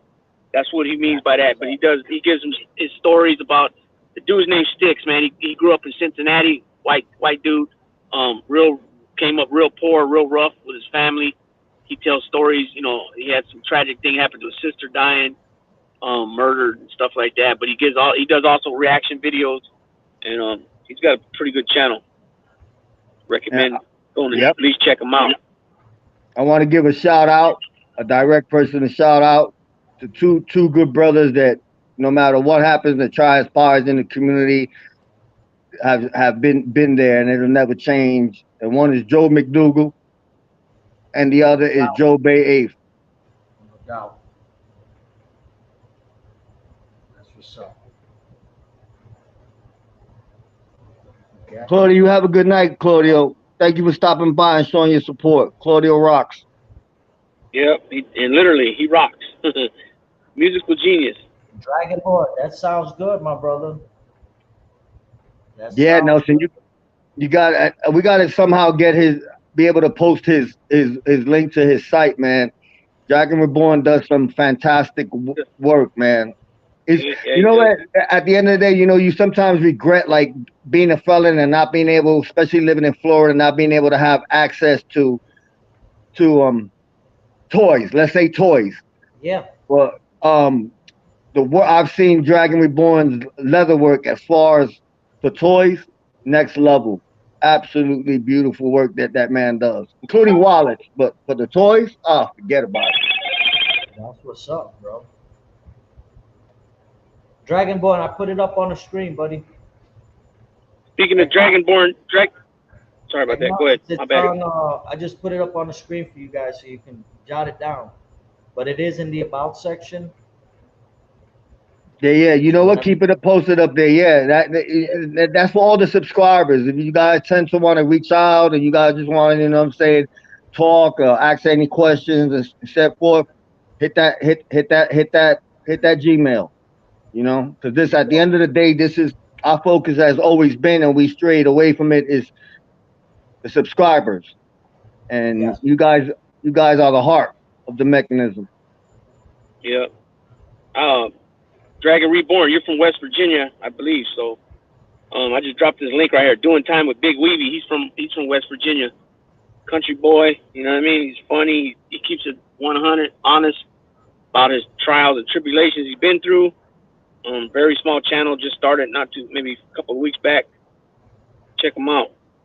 Definitely. Oh my God! I'm You know sorry. what? I can't with agnostic. I swear I can't. Yo, that'd be nice. Oh, baby girl, have a good night, man. Thank you for being quick on that trigger, girl.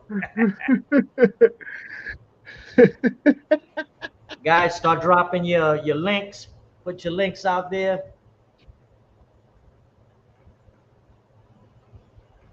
Yeah, mods, you can drop your links. Absolutely.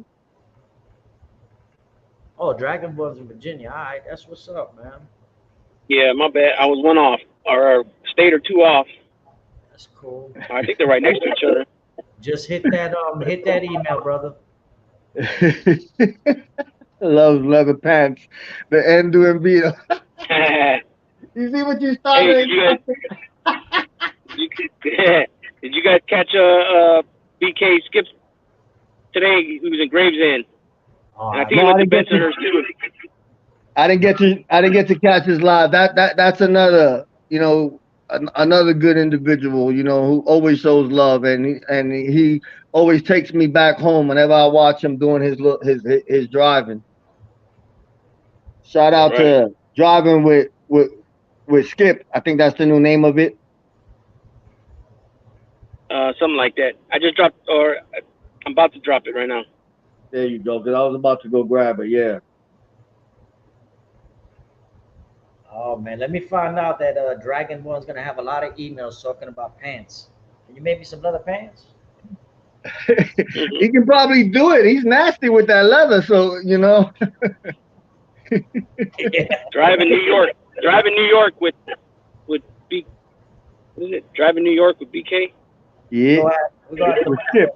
to Driving New York with Skip. Yep. Okay. We're gonna make some leather nut warmers. Oh, that was great. We're gonna put quesadilla on them. Quesadilla. Oh damn! But yeah, man, it's like I said, it's all good. Ay, Dios mío. Question: how did Greg avoid getting a plane? He will come What like. is it? Oh my God. Agnostic is trouble. Oh, that's awesome. That's because she probably has some leather drawers, bro. Well, Little Linda is sexy, She's a sexy thing. They did good with that one. Damn. Even Doodle Brown was like agnostic, Lord have mercy.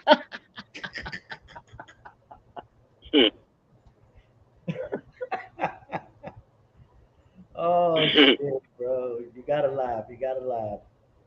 Oh, absolutely. I'm glad. I'm enjoying it so far. We had good questions. We had some support from our brothers. Shout out again to Kane Shades Unk. You know, I'll make sure. Matter of fact, I'm gonna do that now. Make sure I drop his link. Give me a minute. Oh,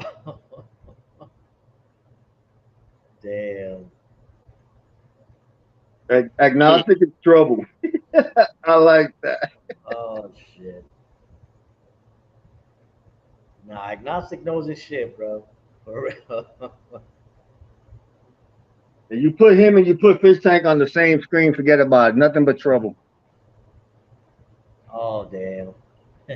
She's in shell shock. She has that racist medicated look. Yeah. I talk. 1967. Vaya, eso vale. Bye. Gracias. Where's I talk at? He's hiding. So where we go? No, I talk. Oh, okay. Yeah, he's doing a No, show. I'm couldn't. I was looking for the link, but I found it now. Yeah, definitely drop the link. 1967 kid. Saludo, fight.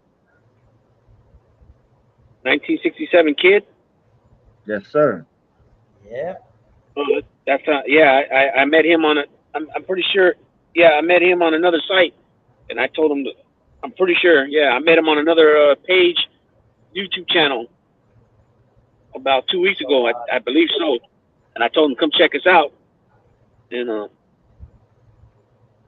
Eso corazón. vale. Gracias. Bye. I think he's a New Yorker. I think he's a New Yorker, and I think he stays in Puerto Rico, if I'm not mistaken. That's Yo, what's up. Thanks for coming. Been to Studio 54. Studio 54, yes, Widow. Yep. My last time there was when I came home. I was actually still in the halfway house, and that was my last visit. And that's 97. Studio 54, bro. The Latin Quarters, freaking man, Emerald City, because Emerald City changed into the Copa. See, Yeah. New York Rican and Puerto Rico. Yeah, that's him. So That's him. Yeah. Thanks for coming. 1967 kid. Same year my brother's born. see, 1967. Next time we do a show, he's got to come on so we can shoot the differences between New Yorkers y los boricuas de allá de la isla. Hey, Nelson, go check out Black Hat Music. Look at that. Oh, shit, I'm over CBGB, guy.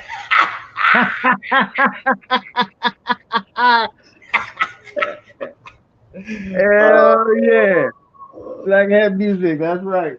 Yo, CBGBs. Oh my God, bro. I remember the people out there with the what is it, dippity do in their hair, sticking up like fucking 12 inches and shit. Oh my God, he said dippity doo. What, that big pink thing? Oh my God. Yeah, yep, dippity do. Dippity do and Aquanet, bro. That's what they used to use. Wow. Jesus, memories. Yo, that shit is crazy, bro. There were so many clubs, man. I'm pretty sure Agnostic remembers the swim club. Then they had one off of Metropolitan Avenue. I forgot the name of that joint, man. Everybody What looked up, like what up, C-Dog? C-Dog's in the house. I just dropped your link for everybody that's 2 sub. C-Dog. You haven't already? C-Dog. Doing big things down there in Mexico. That's Much it. respect, bro. That's what's up, Yep. bro. So I just dropped my little channel. I do little videos in between time because now that we started Noflyzone, when we started the Noflyzone, you know, I got all, you know, hyped and into it, and you know what I mean, and sometimes there's some days, man, that I'm eager for us to get on, but we got a schedule, you know what I mean? So I started doing little videos in between time. Most of them were sports, but I've dropped a couple shorts on like passing of actors and athletes, things like that, and I told a couple prison stories on there, just little things to keep myself busy in between when we're not on the No-Fly Zone. You know what I mean? But yeah, but I'm gonna probably do a few little different things on there.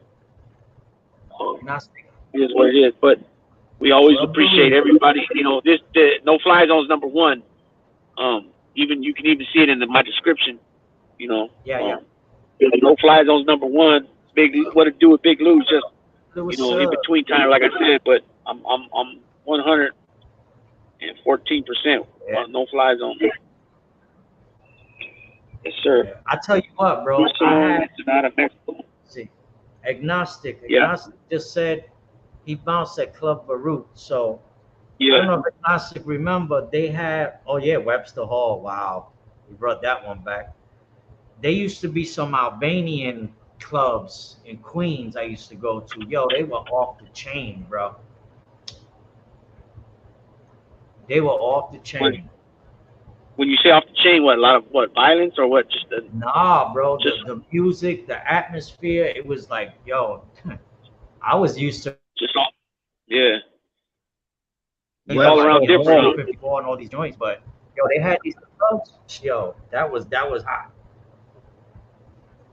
Look at that. Roseland. Yep. Roxy. Roseland. You ain't never been to Roxy's.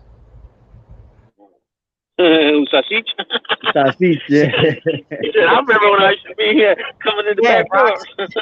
She heard Roxy's and Roseland and she started, look, she's barking again. What the fuck? You ain't been there. Shut up. So, 1967 kid. So, there's 3 of us on this channel. Nelson is he's our quarterback. He's out Brooklyn. Then we got Carlos. He's from the Bronx. And then I'm from Northern California. So, just to give you a little rundown who we are. But we appreciate, we appreciate you. We appreciate all our subscribers, all our day oneers, all our, support everybody shows us time in and time again. You know what I mean? And, you guys are the reason why we come back every, when we come on.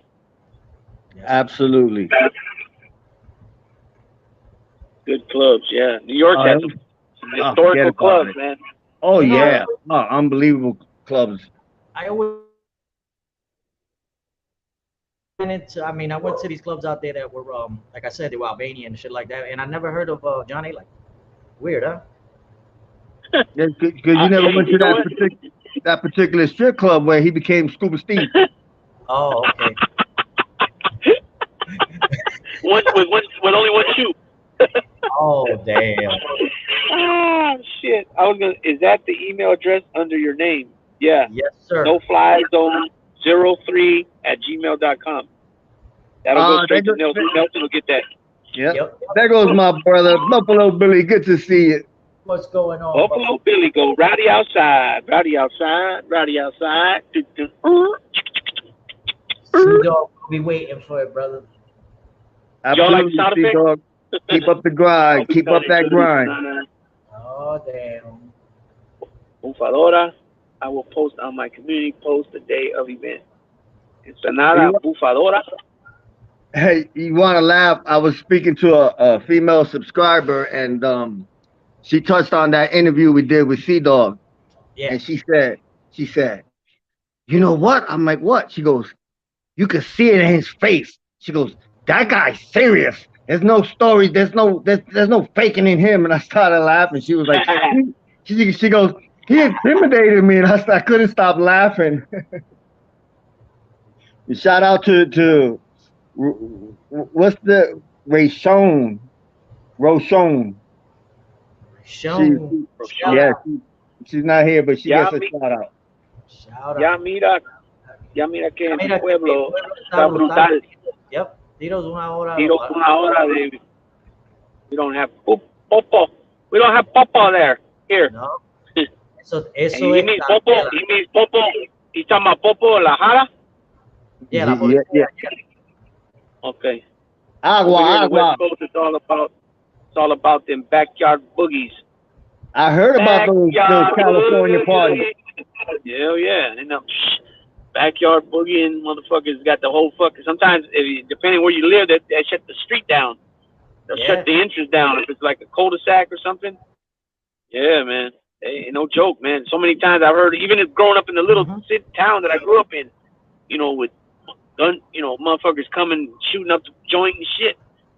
Man, Yeah, man. It's getting worse. It's getting worse in different areas, but you know, he comes from LA, you know, LA, it's nothing like, you know, LA, you know what I mean? Chicago, LA is nonstop, 24/7, you know what I mean? Gang banging, Yeah. you know, different, it's different. That shit is out here. Yep. What's up with this bullshit, man? Uh-oh, here we go. Somebody let Black Hat's ex-wife in here again. Somebody bang him. Man, you quick. You're quick, Carlos. I thought I was on it. Bye-bye. Yeah, you know me. I used to be quick on that trigger. I've been a little rusty, but I can see that I'm gonna have to get them skills back up to par. Yeah, that WD-40, my brother. Yeah, well, definitely. Yeah, but you know what? I always appreciate dudes that represent, that stay hardcore, like my brother Lou does, and just chilling. You know, they represent, they stay hardcore. Yep. Yeah, you know, just chilling. He says just what's on, like whatever he hears being said, he comes right out and says whatever's on his mind. You know, I give him a lot of respect for that. You know, because he sees something being said and he just says it straight up. On the streets, we do this, or we call it this, or we do that. You know, and a lot of these cats, they got no clue. You know what I mean? They might have some clue, but the only clue they have is from stories. They've never actually done any of it. You know. Yo, Carlos, Black Hat said kick her out, bro. Yeah, Carlos got it already, man. Yeah, she got the hammer, Black Hat. I gave her the hammer. She gone. Look at Dragon Reborn. He said, "Hold on, before y'all delete them, let me see what they offer." Oh, fuck. That's crazy. That's Dragon Reborn. That's Dragon Reborn. Buffalo Billy, you know it. You can say whatever you want. You already know, my brother. That's what's Yep. up, man. Yes, sir. Before, man, we got a lot of good people up in here, man. It is what it is. Yeah, we definitely do. And you know, there's so many great people in the community. You know that still rock out. Ah, there he goes, my brother from down under, Jerry Gambuti. Yes, Jerry, how are you? Hey, I wasn't even tripping. I wasn't even tripping till right now. I just noticed it right now. I got 182 subscribers on my channels. I'm 8, my little channel. I'm down 8. I need 18 for 200. You better drop your link in so that way people good. I'm doing big things. Doing big things. Doing big things. I appreciate Black Hat music. I really respect his humor. He rocks. Yeah.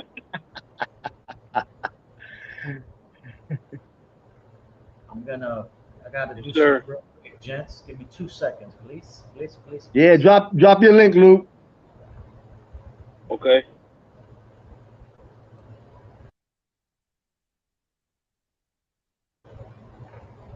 And we definitely, we got to make sure that Kane Shades and Cuban B have their rents for that support. It's much appreciated. That love that goes to show, you know, we really respect that. We're honored to have you. Yeah, Jerry, Jerry Gambuti, he wasn't here. I was explaining earlier that when we started the Noflyzone, man, I was real. I still am. I'm real juiced, and when a lot of times I want to go on, but we have a schedule. You know, obviously we have Nelson and Carlos and me. We have lives, you know, outside the YouTube as well. But sometimes I'd be wanting to go on, but we're, like I said, we're scheduled. You know, we usually go Monday, Wednesday, Friday. Every now and then it might get thrown off one day, or we'll go, Tuesday, Thursday, or maybe a Monday, Wednesday, Saturday, or something like that. But for the most part, it's Monday, Wednesday, Friday. 7:30, 8 Eastern time. You know what I mean? But a lot of times in between time, I'm juiced and I want to, do something, get on there or something. So I'll drop, or I'll see something that triggers me to say, you know what, let me drop a little short on that or a little video on that. So I started that little channel that I got. Majority of it started off all sports. Most of the videos are sports, but I've done a couple videos on prison stories.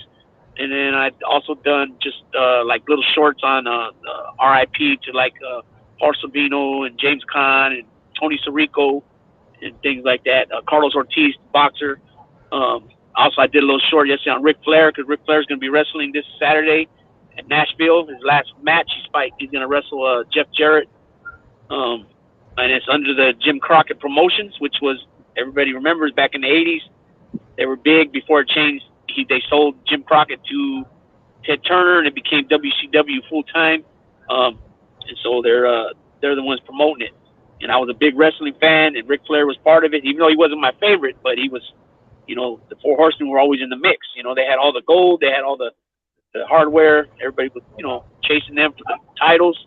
You know what I mean? So I dropped a little short on that. And so I just basically do it when I get a little, want to throw something out there, or I get a little antsy in between Noflyzone. Yep. And WCW out of Atlanta was 1967, kid. Dale, familia, así. De real país. Sí. Saludos. Vaya. Siempre. Y compartir compartir esa caña con tu gente, con tu familia. Dredo 5K, you absolutely right about those two gentlemen right there. They've stood fast on who they are. Much respect to Kane Shades and Cuban. And Dragon Reborn, yeah, I think you should do your shorts on your leather. Absolutely. Absolutely. Yeah. You'll see. Yep. It will take off because you do fantastic work. Yep. Definitely. Yep. The short jokes, little shorts. Yeah, Smoky Mountain Wrestling. Yeah, I remember that too. That came after so a lot of people didn't know this, but NWA was the banner. And Ric Flair was the NWA champion. But a lot of people talk shit about Ric Flair, that, he's this, he's that. But people were not willing to take on that schedule of being the NWA champion. You were literally traveling and working 300 days out of every year. There's only 365 days a year, but you're working 300 days a year. You're traveling all the United States. You're traveling to Japan. You're going to Australia. You're going to Germany, Puerto Rico, even sometimes Dominican Republic, Hawaii. And they're wrestling. And the NWA champ, which was Ric Flair, majority of the time, would wrestle whoever their champion was. So you had Texas with WCCW, which was the Von Erichs. You had a promotion in Portland, which where Roddy Piper came out of. And you had Georgia had wrestling. You had Florida. You know what I mean? You had Jim Crockett Promotions in the Carolinas. You know what I mean? WWF wasn't really, by that time, the 80s, they weren't involved. But when Vince Sr. had it, Dusty Rhodes used to go there and wrestle. They would rotate the guys. So everybody was up under the NWA banner. Yeah, Carlos Colon. Yeah, Carlos Colon was all part of that too. So you had a lot of different champions that were from those different states. Like Coco Beware was a champ for a while. You had the Central Heavyweight Champion. You had the Florida Champion. You had the Georgia Heavyweight Champion.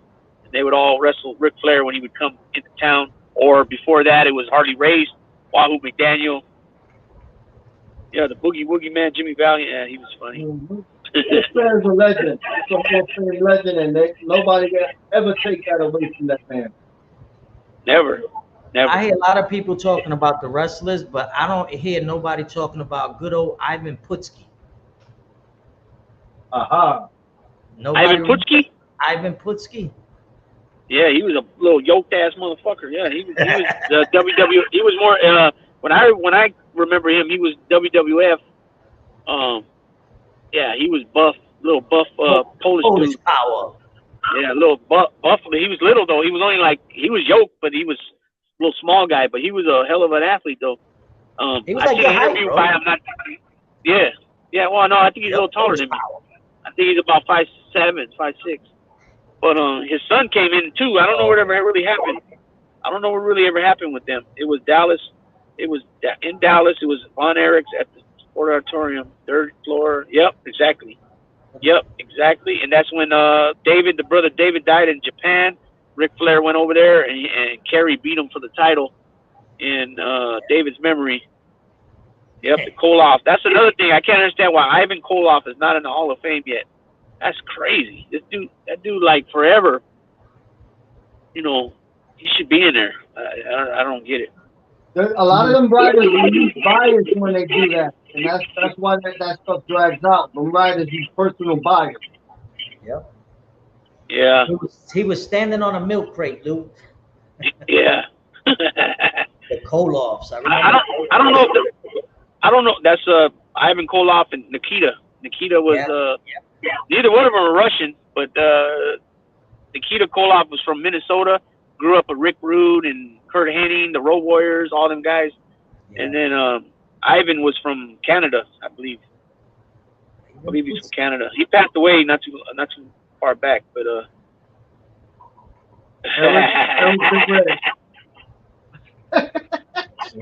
Ultimate Warrior.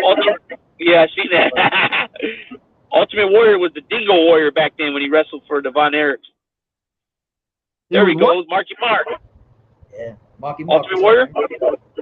Marky Mark, that's what's up. Good to see you, my brother. That's another representative of his state that represents this state hardcore. Yep. So. Yep. Minnesota spawned a lot of and Primo Johnny and all them wrestlers all grew up together, went to high school together. The majority of them, the Road Warriors, John Nord, Scott Norton, Wayne Bloom, Kurt Hennig, Ravishing Rick Rude, Nikita Koloff, Tom Zink. There's a couple more, and then Ric Flair and all them too were originally from over there. Ric Flair, the Arn Anderson, the Andersons. They started AWA wrestling with Vern Gagne. Warrior was weird though. Yeah, he was weird. That's what they say. They say he was weird. His name was the Dingo Warrior back then though, when he was wrestling with the WCCW. Yeah. And then before that, him and Sting were tag team partners. They were the Blade Runners when they first broke out. Look at Lou. Lou knows his shit, boy. Tell you, this man's an encyclopedia. Where's where is it? Let me see.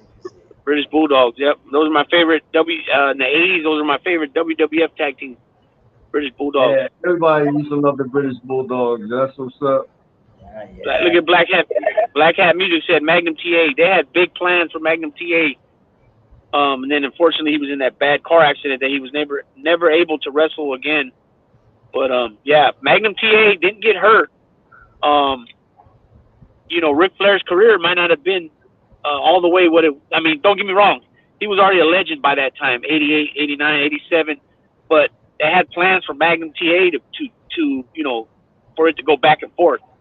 You know what I mean, with the title. And then when he got injured, Lex Luger got to step in there, Sting got to step in there, Barry Windham a little bit, But they had big plans for Magnum TA. You see, because he had that look. Yeah. He's in a wheelchair, all jacked up. Yep. Yeah, wow, look at Vito.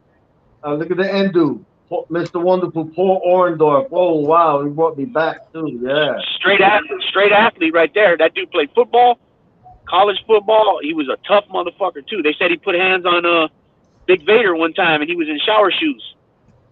Yep. Because he was like by that time he wasn't wrestling, but he was like an agent for WCW. Yeah. And Big Vader got I don't know what happened exactly in the story, but he ended up putting hands on him, teeing off on him. Yep. Yo, there was a lot of badass. He just passed away not too long back, maybe a year ago.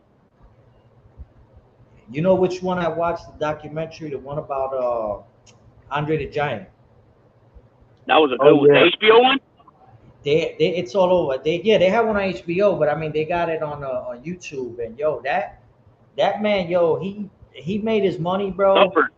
But he suffered like a motherfucker, and he gave it all. He gave it all to the WWF, bro.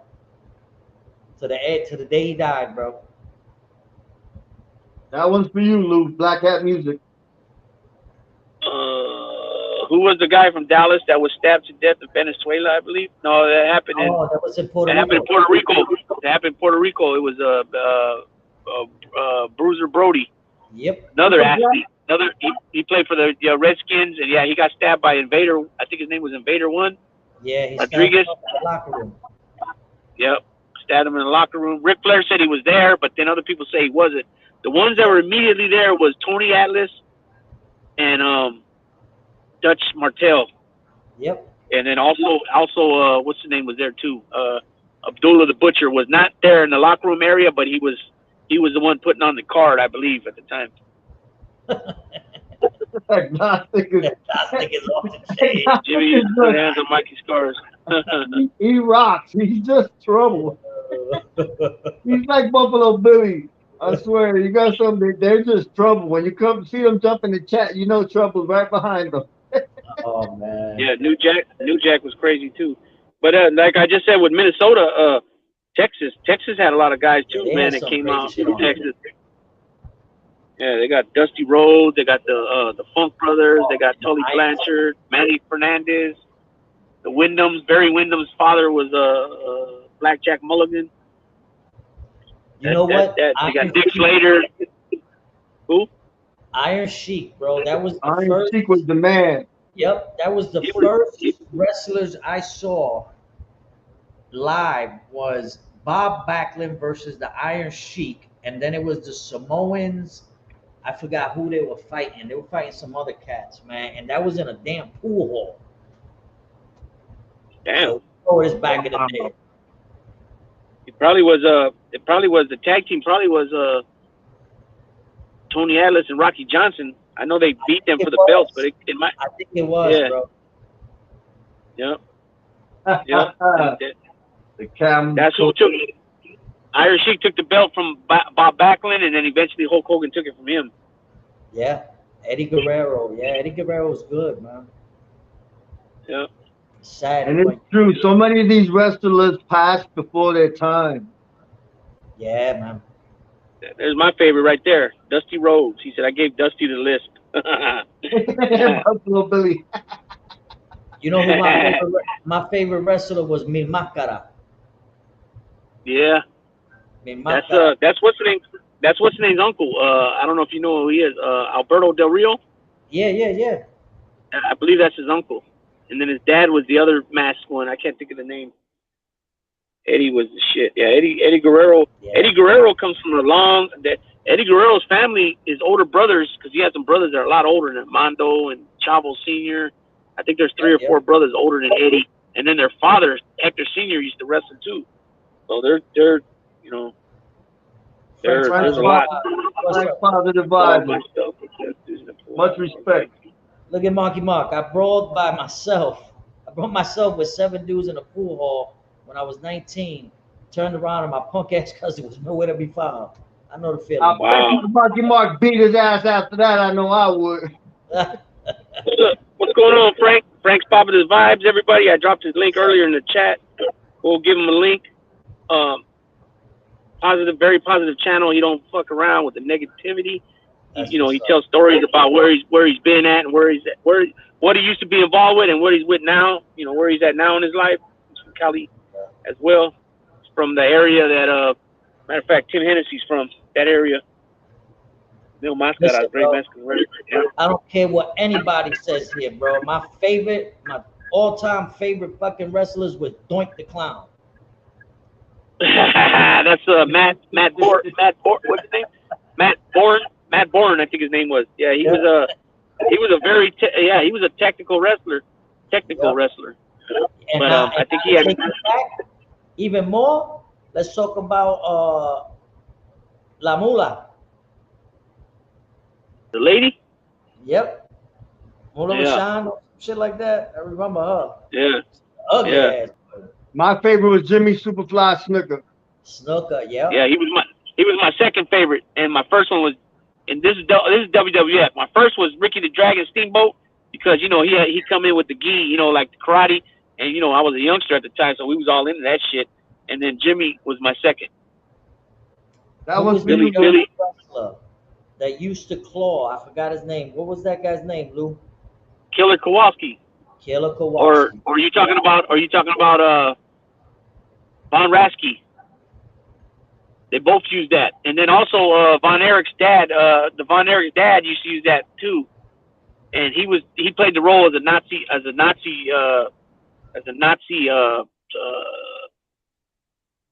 soldier, I guess, or something. Lou, did you touch up on that question? Which one? Who was a German wrestler that used the claw? Yeah, Van Raschke. Yeah, all right. I seen him and Kurt Hennig's dad, the Mr. Perfect, his dad Larry. I seen them get busy with the Road Warriors and just toss the Road Warriors around like nothing. those were the AWA days. Eric Von Schaumann, Black Hat. Don't know that. The Bushwhackers. Yep, they used to be the sheep herders before that. Yeah, the Bushwhackers. I remember those guys. New Zealand. Yeah. $1 Million Man, clown. Yeah, $1 Million Man. He's in trouble, man. Him and his son, man, for money laundering or not money laundering. What's that called? Stealing, like not embezzling. Yeah, like embezzling, kind of. I can't think of that other word though. I used to wrestle when I went by the name of Horsecock Harry. Wow. No, not IRS shit. They were taking donations and stuff because $1 Million Man's a preacher. He's a pastor. So they were taking donations and stuff like that. So I don't know if that's considered embezzlement or is that considered or some type of fraud, donation fraud. And his son is somehow actually the son was doing it in the name of the church, and then he got wrapped up in it too. Brooklyn Brawler and Barry Horowitz were the shit. Or the shit is heels. They made stars look good. They're considered the jobbers. Those are the jobbers. Brooklyn Brawler, Barry Horowitz, and yeah, that other dude should tap himself on the back. What was his name? Sharp, Mike Sharp. And then you got in the NWA or Jim Crockett Promotion, you got George South. Hell of a wrestler, but he was a jobber. He would make all the Ric Flair and all them look good. Rest in peace, Roddy Piper, man. Yeah, we lost a lot of wrestlers, man. A lot of wrestlers. I know. I loved him in that movie. What was it called? They Live? Yeah. I'm here to chew bubblegum and kick ass. Jake the Snake Roberts. Give me one second. Yep, They Live. Yep, Black Cat Music is right. That movie rocked.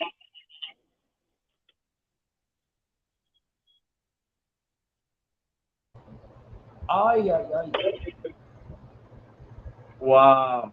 I'm glad we got Lou on here because my memory's messed up with all the wrestling. But yeah, we got some of these subscribers in here on point with that wrestling.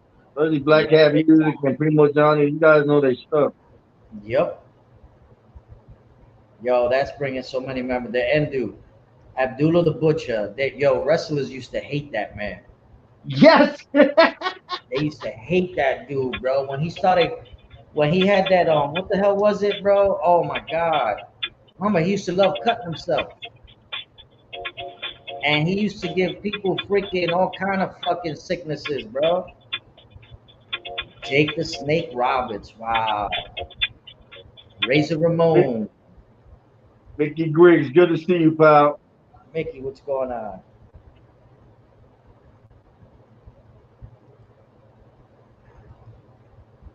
I remember back in the day though, it was the fad was remember the midget wrestling? I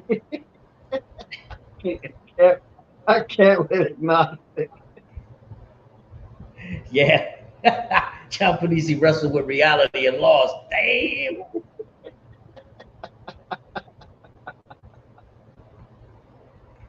Oh damn. Scott Hall. Yep. Yeah, the Hindu, you're absolutely right. Yeah, bro. And that's the thing, my memory's like foggy, but as soon as I see the names, it's like bows right there, like wow. You guys don't remember El Santo, right? No. El Santo, he used to wrestle back in the day, and he wound up in a gym on Myrtle Avenue in Brooklyn. And the dude, he was good, man. And I guess he let it go to his head because they stabbed him like 17 times, bro. Whoa. Yeah. 17 times.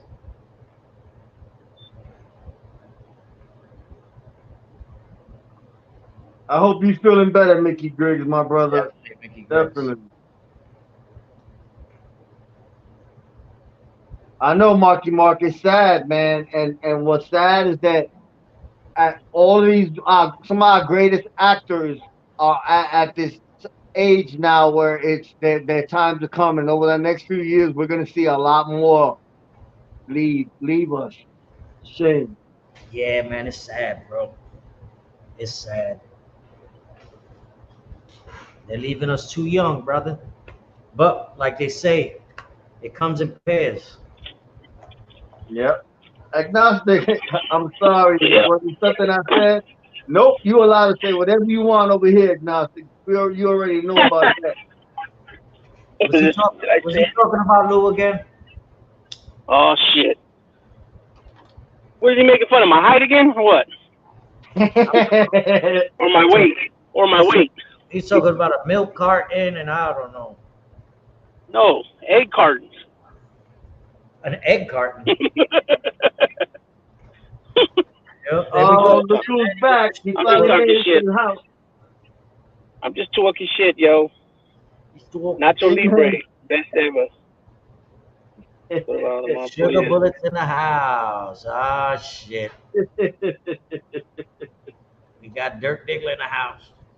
Yeah, matter of fact, yeah, he just said, Bob Maury just said, bigger rock, Don the Rock Morocco, yeah.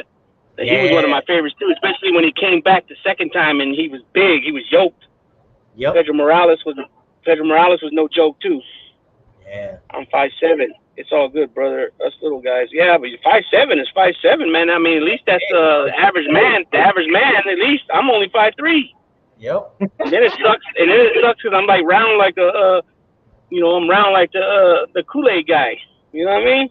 I wear a red shirt. Forget about it. What you trying to say, bro? You little Yeah, something like that. 360. Yeah.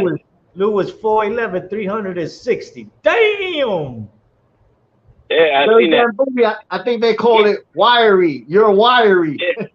He's off. But Marky Mark's off by 4 inches. Look at Oh, Black that Cat don't even sound right. That don't even sound right.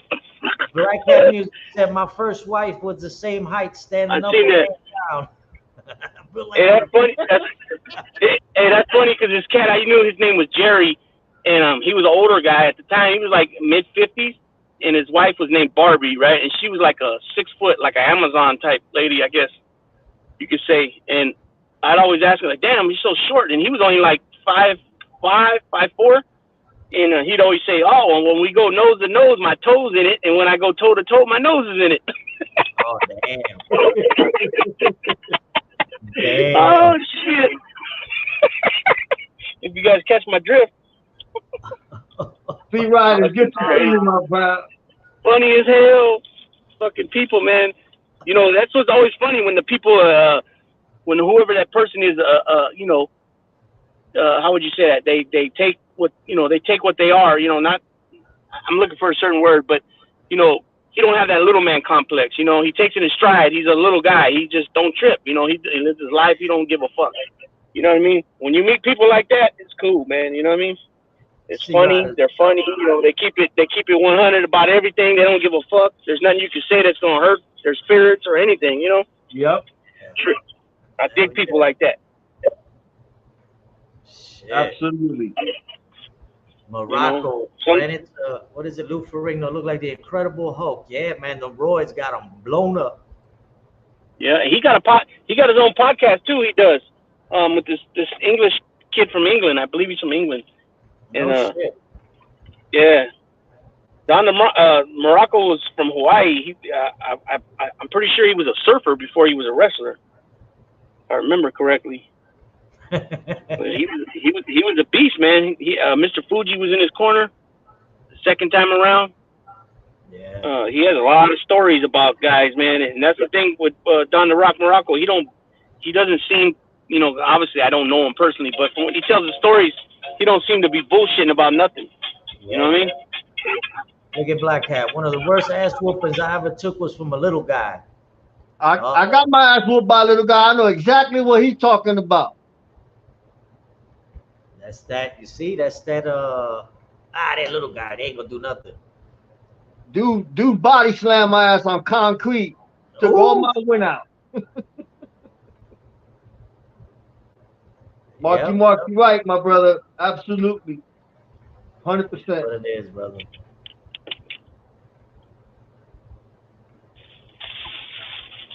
Oh, man.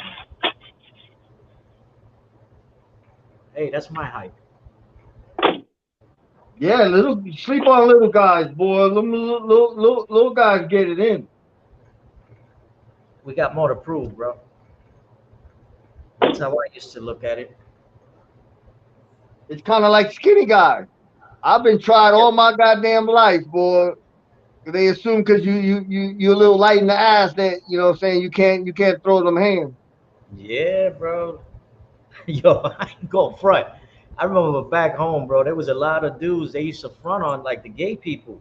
There was some gay brothers that used to put it on, bro. Come on, do with your hands. Somebody pull this little dude off of me, please.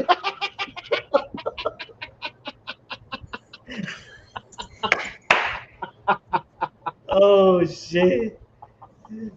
Oh.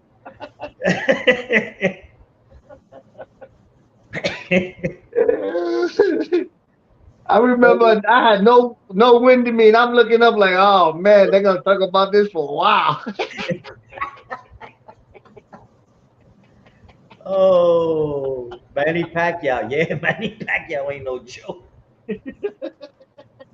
Oh man. I needed this. That's what was our plan, Nelson? Before we started the show, we gotta laugh a little bit today, and thank the awesome subscribers in here because I'm enjoying this. Oh, I needed this. Skinny guys got bone hammers for hands. For real. Like mine, like all my knuckles are broken on both hands. Yeah, join the club. Yo, I remember when I was a teen, bro. I thought I was Billy Badass, bro. I swore to God that I hit you, I was hitting you. You know, you were gonna feel it. And I decided to play stupid one day, and my stepfather had me fed up with his bullshit. And I thought, like I said, I thought I was a badass, bro.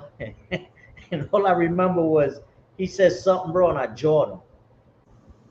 And when I jawed him, that man, his face came back around. He looked at me. He went, "Come on." Yo, I ran away from home that day. I never looked back. Yeah. Yo, that man's hands were like, I shit you not. Those were bricklayer hands, bro. He hit you, you was dead. Hey, listen, one of my brothers to this day, man, we grew up together.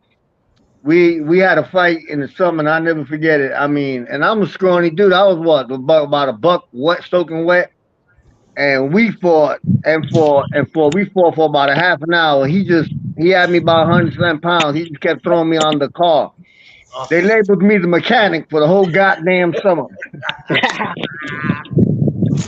Yo, fuck, man.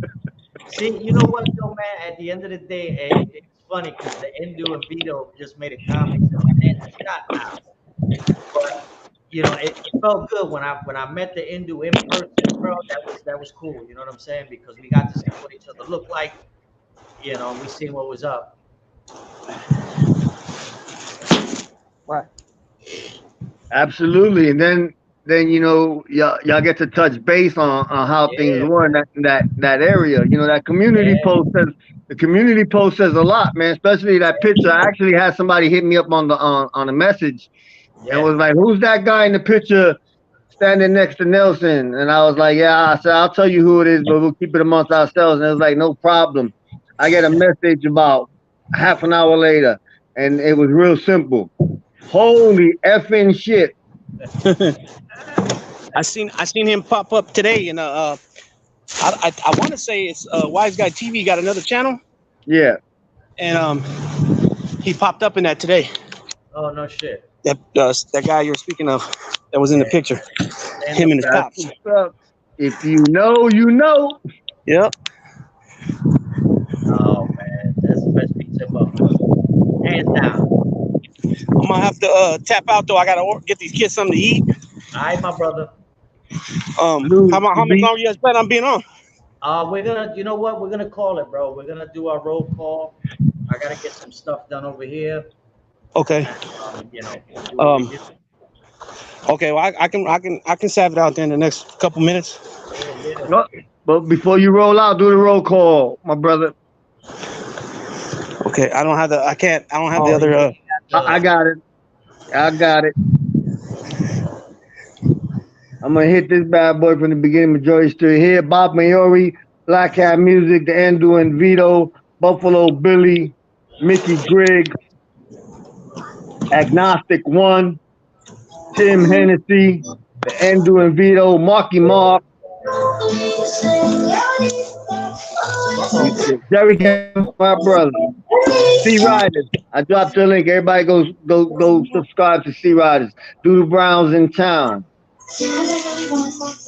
Primo Johnny, awesome to see you. Jerry Gambooty.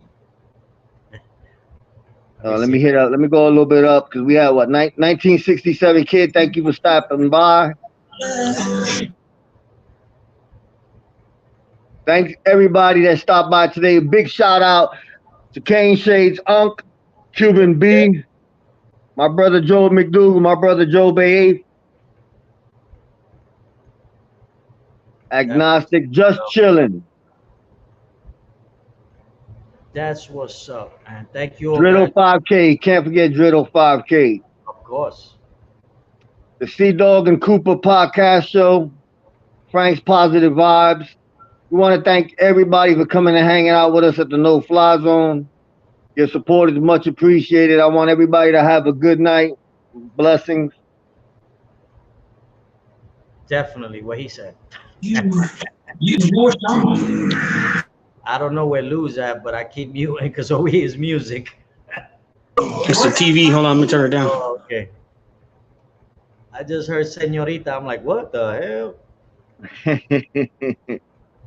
Yeah. But again, thank you guys for showing up and showing your support. Much appreciated. Definitely. You know, hit that like and hit that notification so that way you guys, you know, even though YouTube got to do a better job with the notifications. Yeah, it's if you guys are having problems with it, you guys got to unsub and then resub. I found that to work for me. Oh yeah, all right.